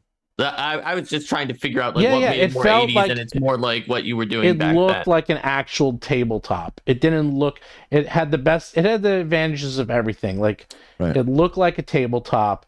They really went full in on the fact that there were minis and that they weren't animated 3D animations like Baldur's Gate, that they had bases, they're minis, they rotate like minis. They had a little bit of animation, maybe like a little bit of like effects on them, but nothing crazy, just enough that it would add a little ooh and ah, but not like they were moving in something that, I was gonna say the other thing that you might get is like, when you mentioned your GM Seth, you said, that I did the same thing, right? I'd be running a dungeon, right, and it was Theater of the Mind, and then I would pull out Dwarven Forge, and people would go, "Oh, okay, there must be a fight in this room," right? Because most of the time I didn't build it. We didn't need to know exactly where everybody was, right? This was just a room with some strange murals, and maybe if you take a look, maybe there's a secret door, or maybe there's some information about them in the murals that would help you later on or something, right? It was just sort of like just another room in the dungeon. There was no quote unquote encounter. Well, I could see a world where, you have these sort of discrete packages of like, hey, I don't have the entire dungeon mapped out. We're just going to describe you moving down. I don't need, that's one of my personal pet peeves is when people play Foundry like they're playing Clue, the board game, right? And they're like, okay, I'm going to move my mini down the hallway to the next section of the dungeon. I don't like playing like that at all. I'd rather just be like, hey, this scene has this encounter, and we'll go to it if we get to that encounter and we need to use minis for combat. But other than that, I'm fine with that. So I could imagine a world, especially with the limitation on memory space or considerations or concerns for that, Stephen, that they maybe they package it in a way where it's like, you just load up that encounter, and you don't actually literally just have the entire dungeon for you just to walk around. That's not how we did it at my table. Well, what I thought was, I think that's something that people have always had to figure out in their table social contract. I know that when Linda and I ran a lot of Pathfinder Society, and there were like, one or two players who would always metagame that, like you were saying, Derik, where they'd be like, oh, those things are come out, and that means it must be serious. So Linda started doing some funny things where she would just like put out like golem minis where whenever there were statues that were described just in an area with no encounter, or there was one place where like some fiends had like mummified bodies and left them standing as grotesque art, and they were not undead, but she put some undead mummy minis in those spots, and those metagaming player wasted multiple channel positive energies on those mummified undead, because he was like, no, it didn't work. They must be hiding amongst them, and I didn't hit them all, so I'll move to the other end of the gallery and do a channel in there. And it was really funny. Well, what I think also impressed me is that I was worried that they were going to turn D&D into something it's not, and they were going to turn it into a full-fledged video game where that you were forced... You have said that multiple times before when we were talking about this. Many times. Well, because that's what Baldur's Gate 3 is. And it's like you have to play the way it presents to you. I didn't think that they were going to make this as open-ended and theater of the mind as they did. And it's very much so, because it's such a minimalist interface and minimalist character sheets that I was kind of stunned that it looks like they're going the Fortnite method of like, yes, we will sell you skins, we will sell you probably spell effects, we'll probably sell you cool magic weapons. I imagine they will. They're going to probably sell dungeons and everything else and map packs and all that. But that's fine. Like, I don't think I have a problem with that, because that's all optional. That's not forcing. You're not forced to do any of that. My son just started to get heavily into Fortnite and is playing it. I cannot believe how much they're selling you. Like, you can't go 5 seconds without 15,000 pop-ups and sub-menus appearing trying to sell you stuff. It's impressive. Even I'm impressed. I was like, damn, I'm impressed how much they're trying to upsell you. Obligatory Penny Arcade, since you were just at PAX. Yeah. Penny Arcade reference, which is a great comic from 2010 or something, where it's got Gabe and Tycho, and he's like, League of Legends is so good. He's like, yeah, and it's free. Oh my God, it's so free. And there's just a panel, like a beat. And then it goes, so how much money have you spent? And it's like, I have spent $8,000. I remember when you brought that up on a episode. Yeah. One of the only classic penny arcades that I really know from those stories. Yes. And so it's just like, that is going to be D&D, right? Yeah, like, well, that is. But I told Adam, A, my son, you're not buying anything. And B, even if you want to spend your own money, you're not buying anything. And he's okay with that. And let me tell you, he's still winning and having a fun time without buying anything. So that's the thing. It's like, I think if they go down that path, and again, I'm still reserving judgment, if they keep it the way it is, I didn't have to buy anything. I was just using the base system, and I was still having a really fun time using this VTT.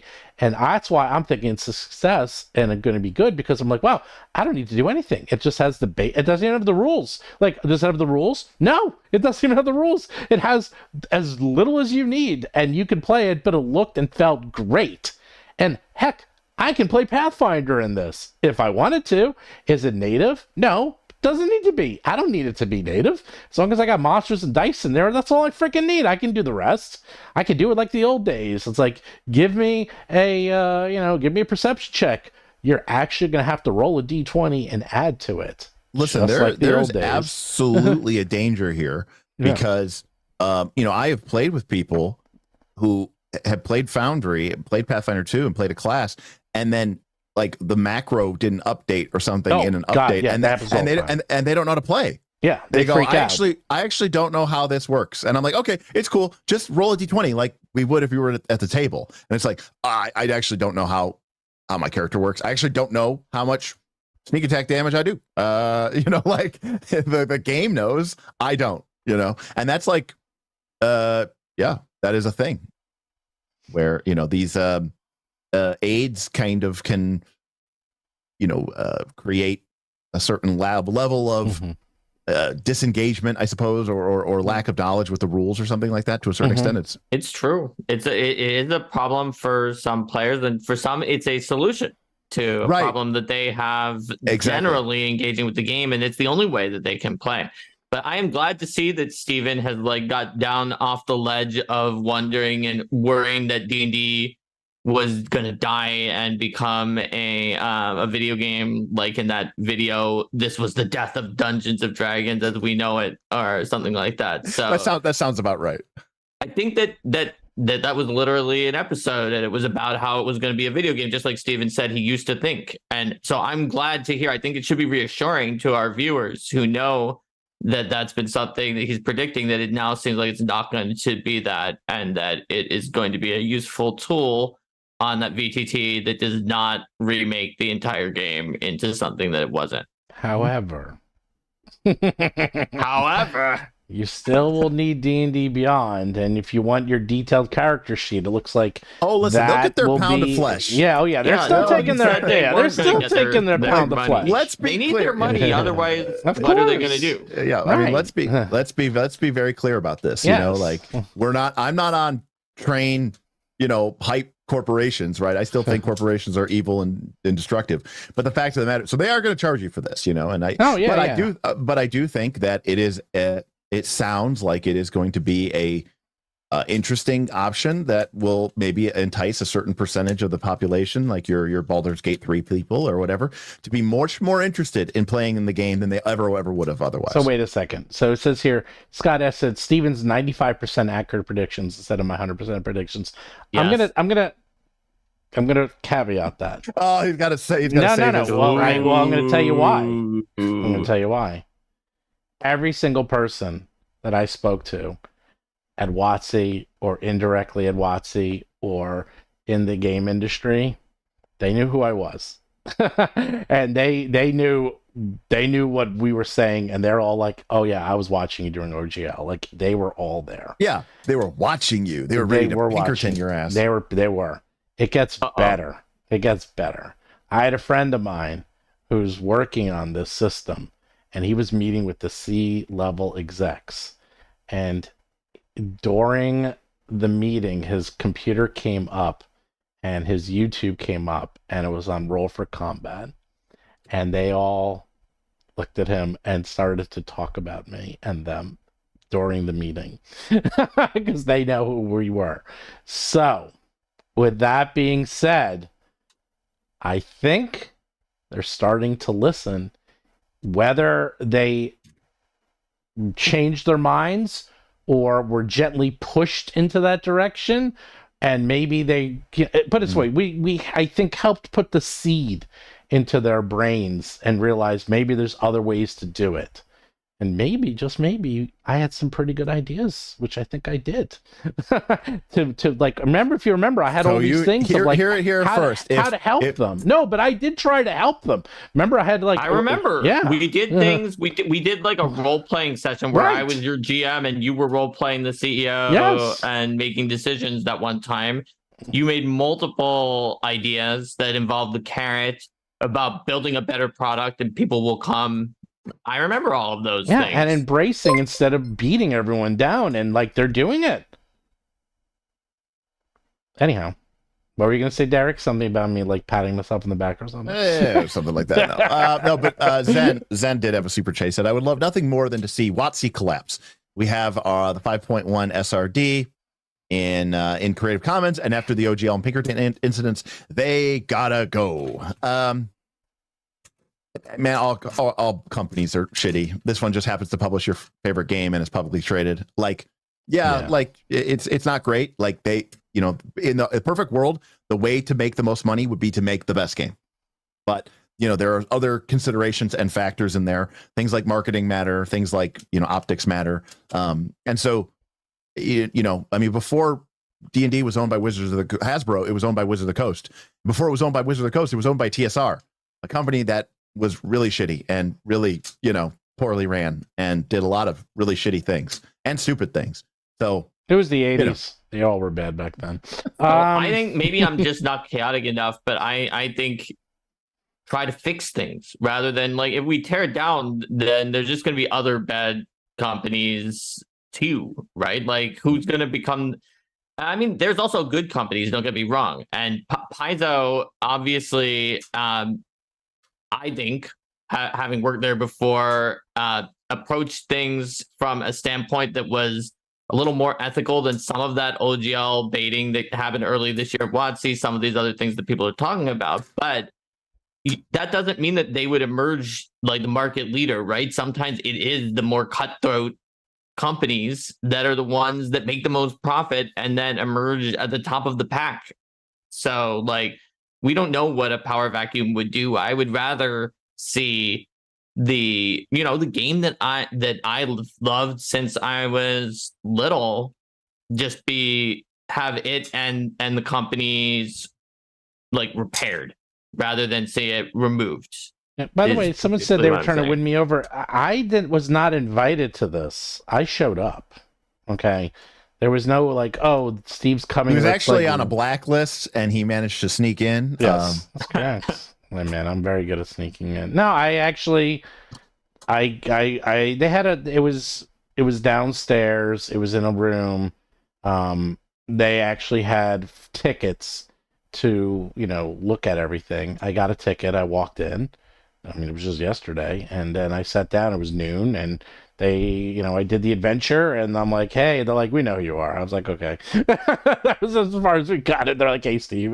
And then Professor was there. And they knew who Professor was. And then they were talking to me. And I was sitting next to Chris. And Chris was great. And he was telling me everything and explaining the back end and how they were building it. And like they were saying, like so even them, I was saying, okay, do you want to come on the show? Do you want to demo? Do you want to show? And they said yes. They said we just got to approve it with the marketing people to make sure we're on the same page. But we definitely want to come on. They were very open about that. Like they wanted to talk about it and show it off. They're very proud of it, and that makes sense. I mean, these are creative people, and there's a big difference between the creative people and the C-suite, the executives. Like I've said that every time. Yeah, and every time we talk about this, everyone I know who's at WoTC, whether I knew them from before they were WoTC or not, who works on the creative side, whether it's like for the game design or whether it's for the tools and the digital tools, is passionate and cares about what they're doing.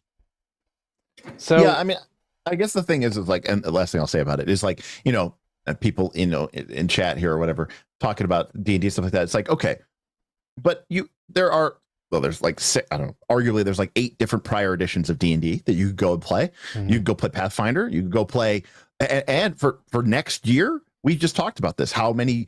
There's like 5 new potentially big tent pole systems that are coming out from major contributors, major players, not just including Darrington Press, aka Critical Role. MCADM launches on Wednesday. Launches Wednesday. Yeah, and I will be backing. And so like there are a lot of competition out there. Like you don't need Wizard if you don't want to support Wizard of the Coast or their game because you don't like the game or you don't like the company. That's fine, but don't yuck other people's yum. I don't play 5th edition. I bounced off of it. And yeah, sure, I might poke the bear, but I poke everybody's bear.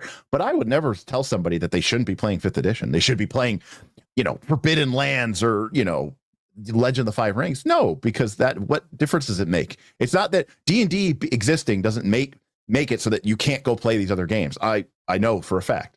So yeah, just vote with your wallet. That's a great way to do it.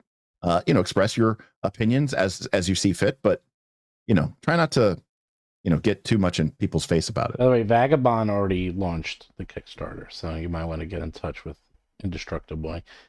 Someone in the chat was saying they were looking for the Kickstarter of that, and it's already happened. Already happened, but you can get in touch with them. I'm sure you can pre-order it. By the way, I don't think they changed their tune. I don't think they changed their spin. Look, I've been doing this a long time. I work with Fortune 500s. My BS detector is extremely sensitive, and we were talking deep technical functionality. Like I wasn't talking like we were talking philosophical, we were talking functionality, we're talking backend systems. Like, I mean, I was very interested to see how it was built and how they were going to plan on expanding it and how it works. And that's what we were talking about.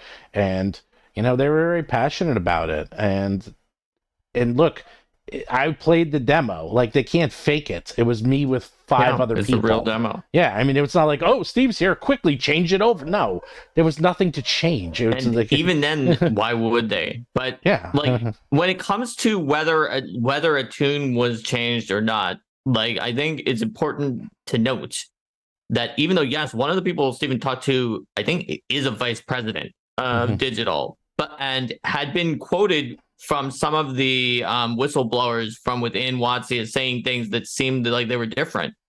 But these are all pieces of information that are being gotten from different people. And even within a company among coworkers, not everyone is always on the same page at the same time, right? And so, like, I can easily imagine that whatever this crisis happens, and everyone in the company is panicking because, except for, I guess, the lawyers or whoever was actually drafting it was like, yes, let's do this OGL thing. And I could see there being a lot of situation where people looking around at their other coworkers and being like, well, this person might have said this, or this person might have said that. And that was sort of what was leaking out with the whistleblowers back then. So I think that it could be that, as opposed to necessarily a contradiction or turning on the dime. Or it could be that they changed their mind. And like when Steven changed his mind about this VTT and not thinking it's trying to become a video game, now he's very positive about it. I respect someone who sees other opinions and sees that they were wrong and admits it up front, rather than just doubling down and being like, no, I could never be wrong. So I think even if they did change their mind, is it bad that they changed their mind? No, and it doesn't make, changing your mind can make you seem like you're a flip flopper, and then people demonize you for that. But, well, yeah, but it's better than just doubling down no matter what, even if evidence changes and the world changes around you, right? It has to be.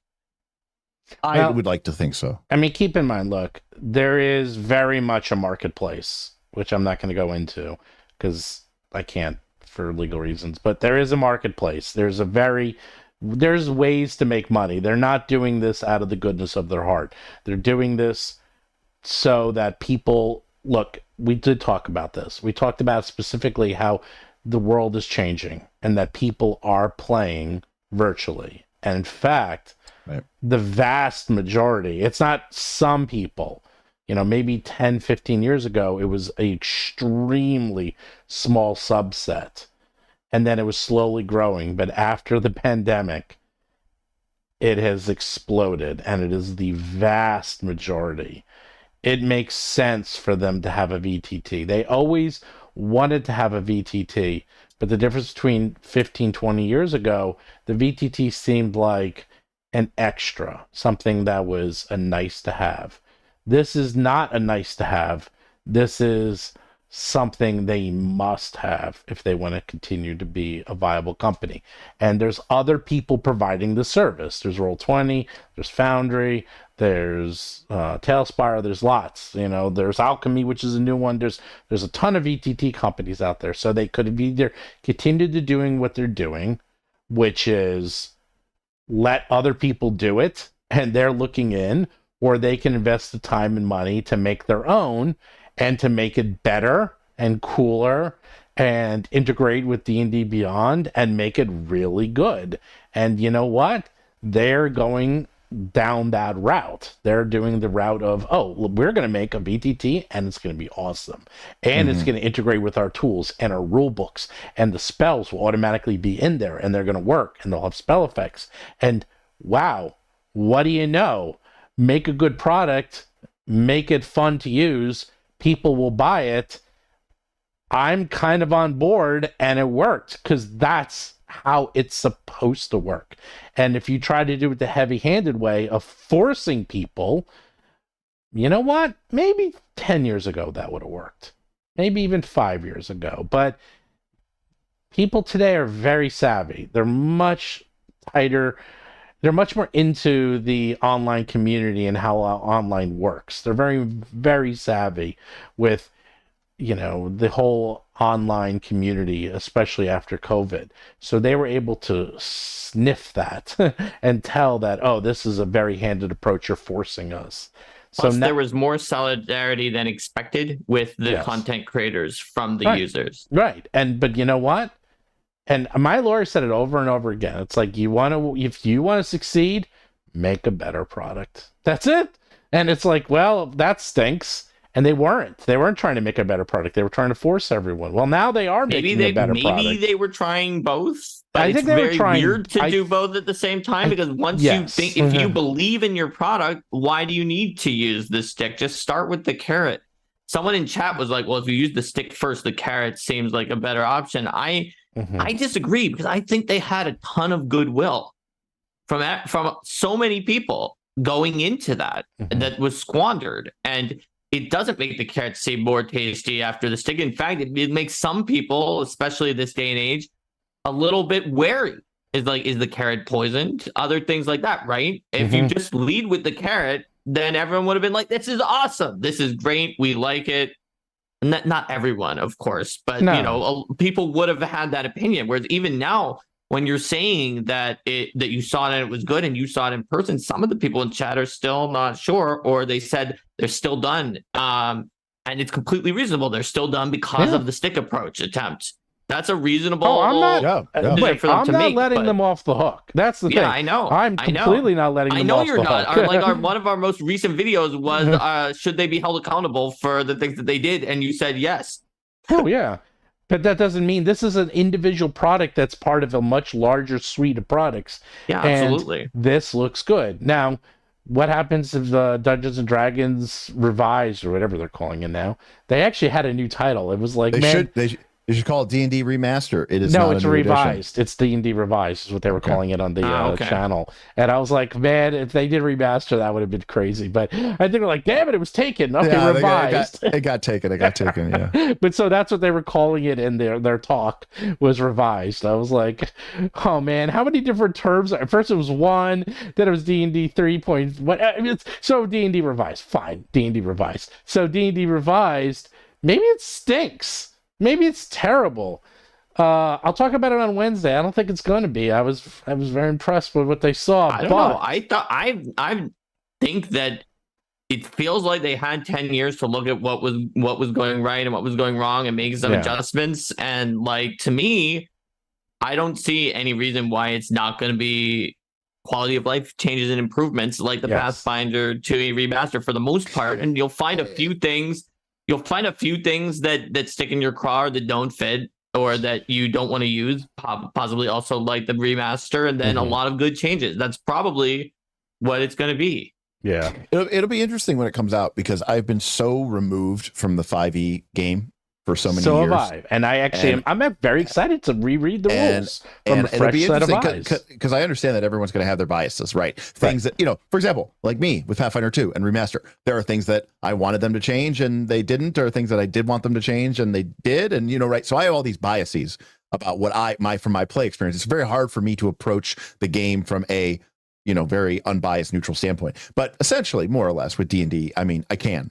Because certainly while I may know the basics of obviously the game, I have been so not privy to any of these massive changes over the years and all the Unearthed Arcana and all the various Tashas and all these other books that have come out. So for me, it's kind of like, okay, I'm going in on this game and I have no skin in the game. I'm not running a D&D campaign. I don't have anybody who's knocking down my door for me to run a D&D campaign. So I can just go and look at the rule set and say, does this work? Is this a good engine for what I want to maybe do with this game system? Yeah. And by the way, people are also, I saw some chats like, does it integrate with ChatGPT? How's all that going to work?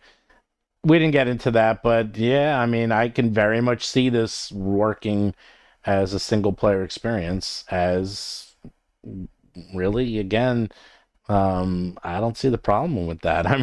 I'm someone who loves CRPGs and played every single Baldur's Gate 1, 2, 3, Icewind Dale 2, and Neverwinter Nights. I'm like, yeah, good. I hope there's modules I can buy and download that are run for me by myself that I don't need to put together. That's a bridge too far for me, but again, More power to you.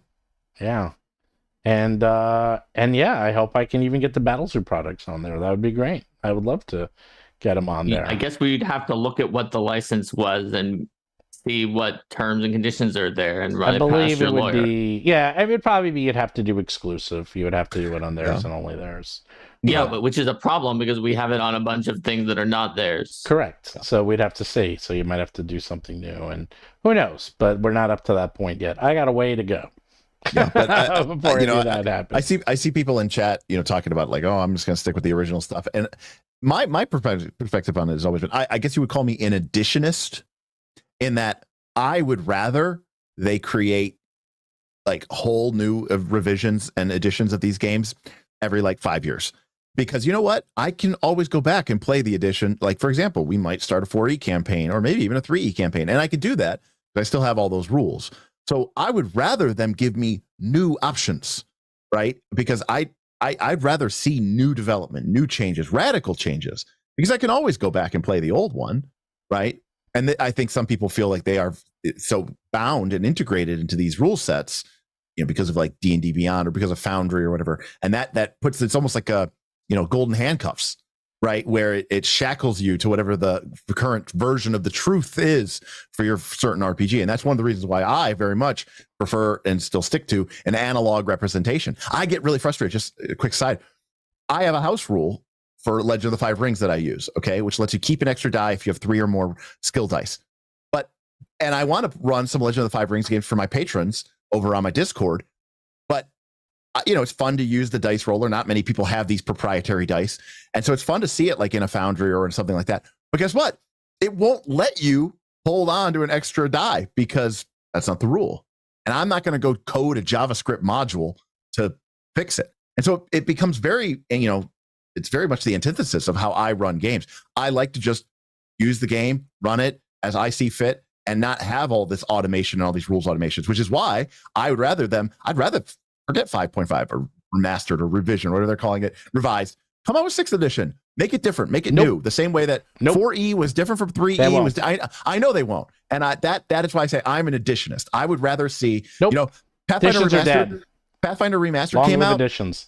I would rather them have announced that in 2025, Pathfinder 3E is coming out. That's what I would rather have them done. Never. Derek, that's because you're a very different demographic. I know. You are a want demographic as many new of games one. as possible, and very different editions are essentially akin to a different game. And yes. Look, I love reading the rule books for different games. I see where you are on that, but the majority of people are not looking. I know. To do an. Not only are they not looking forward to it, they want an evolution at most. It would put me out of business.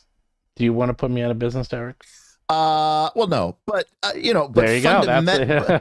But fundamentally, that is what I prefer. Yeah, but that's if you want to stay in business. First of all, look, there's a lot of smaller publishers that do this and can do this, but once you get to a certain size and have enough support, I mean, look, they've learned their lesson. Every single time they go to a new edition, it kills it almost killed Goodman Games. In fact, the only reason DCC even exists is because they were the biggest 3.5 publisher, and then they couldn't do 4th edition, so they had to invent their own version, which was DCC, so that they can, not go out of business. And they almost did. It was very close. When you say that they were the biggest 3.5 publisher, I mean, like, third party. Pathfinder was also created for exactly the same reason. Yes, right. Well, one of the biggest at this. But they also, keep in mind, I think DCC was, they are a little different because they had the old school feel for 3.5. Well, Pathfinder was very much the new school feel for 3.5. It was the more modern version. But my point is that you keep doing new versions, it's going to put all these people. In fact, that was the problem, is that if they came out with a 6th edition version, I mean, I myself was very worried because I was like, okay, what happens to all my books? Because I put out 5th edition. Like, do I still put out 5th edition? Do I have to move to 6? What do I do with my old? Do I have to move them into a new version? Do I have to print new versions of my book? I mean, and I just got started. Like Cobalt Press, it could have put them out of business. It could put a lot of people out of business because their entire model is 5th edition. So and that's why it was so easy for me to predict that they weren't making a new edition, because that's what happened to Marvel when Marvel put all the comic book stores out of business and put themselves out of business. If they put out all the people who create 5th edition support material, it will put D&D out of business, most likely, or at least hurt them so severely that they might as well be back at square one where they were 15 years ago, which is effectively putting them out of business. For better, for worse, they're locked into 5th edition forever. They can't go back ever. They can iterate on it forever. And if they ever do come out with a new edition, they are going to have to coordinate very carefully with a lot of people to make sure that there's a ton of support for it by third parties. Might even have to pay them to come out with new material, like, literally give. And this is how software companies do it. It's like, we will pay you to come out with material for our new pieces of software. We will support you and pay you and help develop it with you, so that there is a third party support, because we can't guarantee that they'll just do it out of the goodness of their hearts. So, and I'm not a video game player, so far be it from me to to really go on this, but it's like there was a time where they just came out with new Elder Scrolls games, and then they came out with Skyrim, and they stopped coming out with new Elder Scrolls games and just apparently just kept revising and tweaking and milking that for all eternity. Is that if that's your preference, okay, but I'd rather just get a new game. Well, I will go one step above that. Grand Theft Auto 5, the most successful piece of media in the history of the world of all time. Nothing has even come close to beating it. And they are still announcing and have the trailer coming out for Grand Theft Auto 6. I think it's the 7th is the trailer? When is the trailer? There was a countdown. You can go to the YouTube channel now. They started the countdown like days ago. And there was like thousands of people waiting there. I'm like, this thing isn't going out for like a week, and there's still people waiting. I mean, you're going to see they're going to be like, this will be the most watched video in the first 48 hours of YouTube like ever in history. The 7th, yeah. So apparently, depending on how you define it, Minecraft, if it's by sales, is higher than Grand Theft Auto 5. Yeah, I'm talking about money. Grand Theft Auto 5 is second on that, so it probably is first on money. It's hard to say, because Grand Theft Auto 5 is also one game, and Minecraft has had iterations, so it's hard to define that. I can see Minecraft, because Minecraft has been through several iterations of its own game. It's also 2 years older than Grand Theft Auto 5 or something like that on the list, so it's had more time to accumulate money, but it was significantly higher. Yeah, I mean, Grand Theft Auto makes an insane amount of money. Ridiculous, but... we need to wrap up so that I can... Because are you going to racquetball? I'm going to racquetball. Oh! Enjoy your racquetball. I guessed it. You did correct. I did guess it. I'm so smart. Yeah, I got to get my racquetball in the beginning of the week, Thursday. Oh, sorry, the trailer is tomorrow at 9 a.m. Oh, 9 a.m. Eastern? Yeah, Eastern. All right. And then Thursday, I'm back in Vegas. All right. You really? Mm-hmm. Oh... Where are you staying? Aria. Oh, really? Aria seems kind of out of the way. No, it's perfect. It's perfect. Is it? Well, we could discuss it a later time. It is set back from the strip some, which could be a problem, but like it's really well connected to like the Park MGM, the Cosmo, and the Bellagio. So as long as you're all staying within that section of the strip, it's really, really good. And it's close enough that you can just easily cross the street. You can get over to the Link. You can get over to the Paris. You can get down to New York. It's really good. It's a good spot. Plus, it's just a beautiful hotel and casino, so we really like it. There you go. So anyhow, hopefully I answered all of your questions. I still had more, but I think we covered it in 2 hours. You got Wednesday, so you covered most of what I was most curious about for this specific subtopic. But on Wednesday, there's a lot more that I want to hear about. I think everyone in chat is going to want to hear about what you were talking about with Matt Mercer and some of the other things that that Bob World Builder was seeing. Bring up that picture again for those who missed it. That's me chatting with Matt Mercer, who's a lot shorter than you think, by the way, and was... Well, what does that say about you? It looks like he's bent over. Well, he was shorter. than I thought. I'm not that tall to begin with. I thought Matt Mercer was 7'2", and if he were here, he would consume the English with fireballs from his eyes and lightning bolts from his ass. Let me tell you something though. I'm going to start watching Critical Role, and I'm going to rewatch all of Vox Machina because he was a lovely, charming, charismatic human being that deserves all of his accolades in the little time I was talking to him.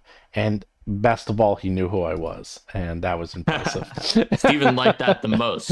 Right. That is a very Steven Glicker thing to like. You know what? I hate to say Bob didn't mind it either, and neither did the professor, I'll tell you. So he knew all of us. Well, you know what? We can all agree on one thing. Yes. If I had been there, he would not know who I am. Nope, he would have had no idea who you were. I guarantee that. Hey, man, well, you stay on these long enough. I'm a small fish in a big pond, and that's the way I like to keep it. Well, that's why I keep bringing you onto my show. We'll start building you up. And that is why I tell everybody that I don't plug my channel. Well, if you want to see more of Derik's hot takes, and he's live 2 to 3 days a week.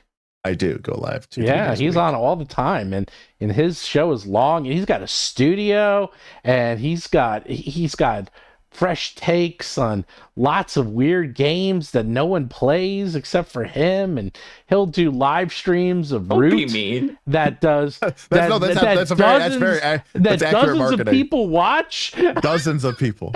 There are dozens of us. He's like, what's the least popular game I can stream? I'm going to stream that. I'm not even kidding. For my holiday stream, like December is usually like you get pretty good things. People are on vacation stuff. You get better things. I think I'm going to do a stream and I'm going to talk about free market. Oh, free market. I think like 5 people in the world even know what that is. That is correct. And I think they made 1,000 copies of this. I really do think there was only like 1,000 copies of this made. And that's a beautiful book, by the way. Oh, it's so, and it's got to. Anyways, but no one has ever played this game ever. So I'm aware of it. I've never played it. I'm very much aware of it because the design. I'm big into design. The design is amazing for that book. Oh, you mean like the graphics design? Oh yeah, it's beautiful. Yeah, it's got all sorts of like the. Now we're getting into it, but like even the rule book itself. Like this is so referential. Okay, in the game you make things. Okay. In the thing, and every item in the game has a little stat block, and it shows you what its name is and what its what its current value is and what are 3 tags. But like even on the back of the book, it shows you what this book's like. It like stats out the book in the rules of the book. The meta. It's like it's everything in the game is very very very super hyper meta. Anyways, it's very cool. It's very very cool, that game. Well, and no, it is not a shopkeeping TTRPG. It is a game where it is a post-singularity, hyper utopian community of infinitely powerful infovores who live on a space station around Saturn with everything provided to them from an AI. Yeah, your basic TTRPG. Basic TTRPG. Basic settings, standard. Yeah, right, standard, right. Saturn, Venus, Mars. You got your swords and sorcery. You got your post-apocalyptic utopian Saturn. Everything is given by an AI. These are next to each other on the shelf. It's just you go from one to the other. It's just it's a natural progression. Progression. Swords and sorcery to the edge of Saturn. The number of people currently watching that right now. It's like a third of the print run that you guys said was the actual print run of the book. Dave Rosser, by the way, shout out to Dave because Dave is I didn't even go with this. Dave is actually correct. It is at a Lagrange point around Saturn. So he is absolutely correct. Yeah, we had twice as many views so far of this live stream than were copies of that product made. So that's probably accurate. That's accurate. All right. So, all right, well, have fun at your racquetball. Have fun at racquetball. Come back on Wednesday. We have Bob Worldbuilder. I'll be watching. And we're going to be talking. Steven says come back, he means you watching, not Derik, even though he just said have fun at racquetball to Derik. I am probably in your top 10 of people who super chat you the most. No, that actually is probably pretty accurate. That's true. I agree, and I appreciate it all. And yeah, so I guess he means you can come back and watch though, but not be on the show because we got Bob for that one. Yeah, I'll be in the thing. I do have some meetings on Tuesday. Unfortunately, it's gonna mess with me. What time do you go? You going at 3? 3. Yeah. On Wednesday, right? On Wednesday. 3. Yeah, Wednesdays Eastern. Wednesday's such a bad and day then for me. Bob Bob's my had last meeting's over at 3. He had a great time at PAX, and it's great because I love to see. We'll talk a lot obviously on the stream. It's like I've been to, I don't know, 500 conventions probably at this point. It's like it's so many, it's lost all meaning, and this was his first. So it's just and he was a little spoiled because he was hanging out with us and like we were bringing him out to dinner and like he was getting private play tests. It's a very normal first con. When most people go to the first con, then Matt Mercer will see them over to the creator of Daggerheart and give them a private play test of that. Anybody who goes to PAX your standard first convention experience is hanging out with Matt Mercer, having a private play test of Daggerheart, going out to dinner with half the RPG and YouTube community. What do you do every time, Derik? You do. Ironically, this just popped up on my phone. It's NPI, the NPR app, and it says Riz is Oxford's word of the year. I know. That's why I thought you said it, because it is. I saw that. I saw it's the Riz, and I was like, I was kind of surprised anyone else in this world knows what the word charisma means. Well, that's what's great about it, right? What a nerd touchstone. If you are a D&D player, you automatically understand what Riz is. I knew what it was. Right. I was like, oh, that's word. Wow. Yeah. But the thing, geek has become, geek has become so mainstream. Wait until I tell you about it. It was sold out. PAX was sold out, man, and it felt it. And like this is starting to become like a big convention, and I mean really big. Like it never used to fill the entire Philly convention hall, and I'm sure you've been there, and it's big, and it was filled. It was totally filled, and then some.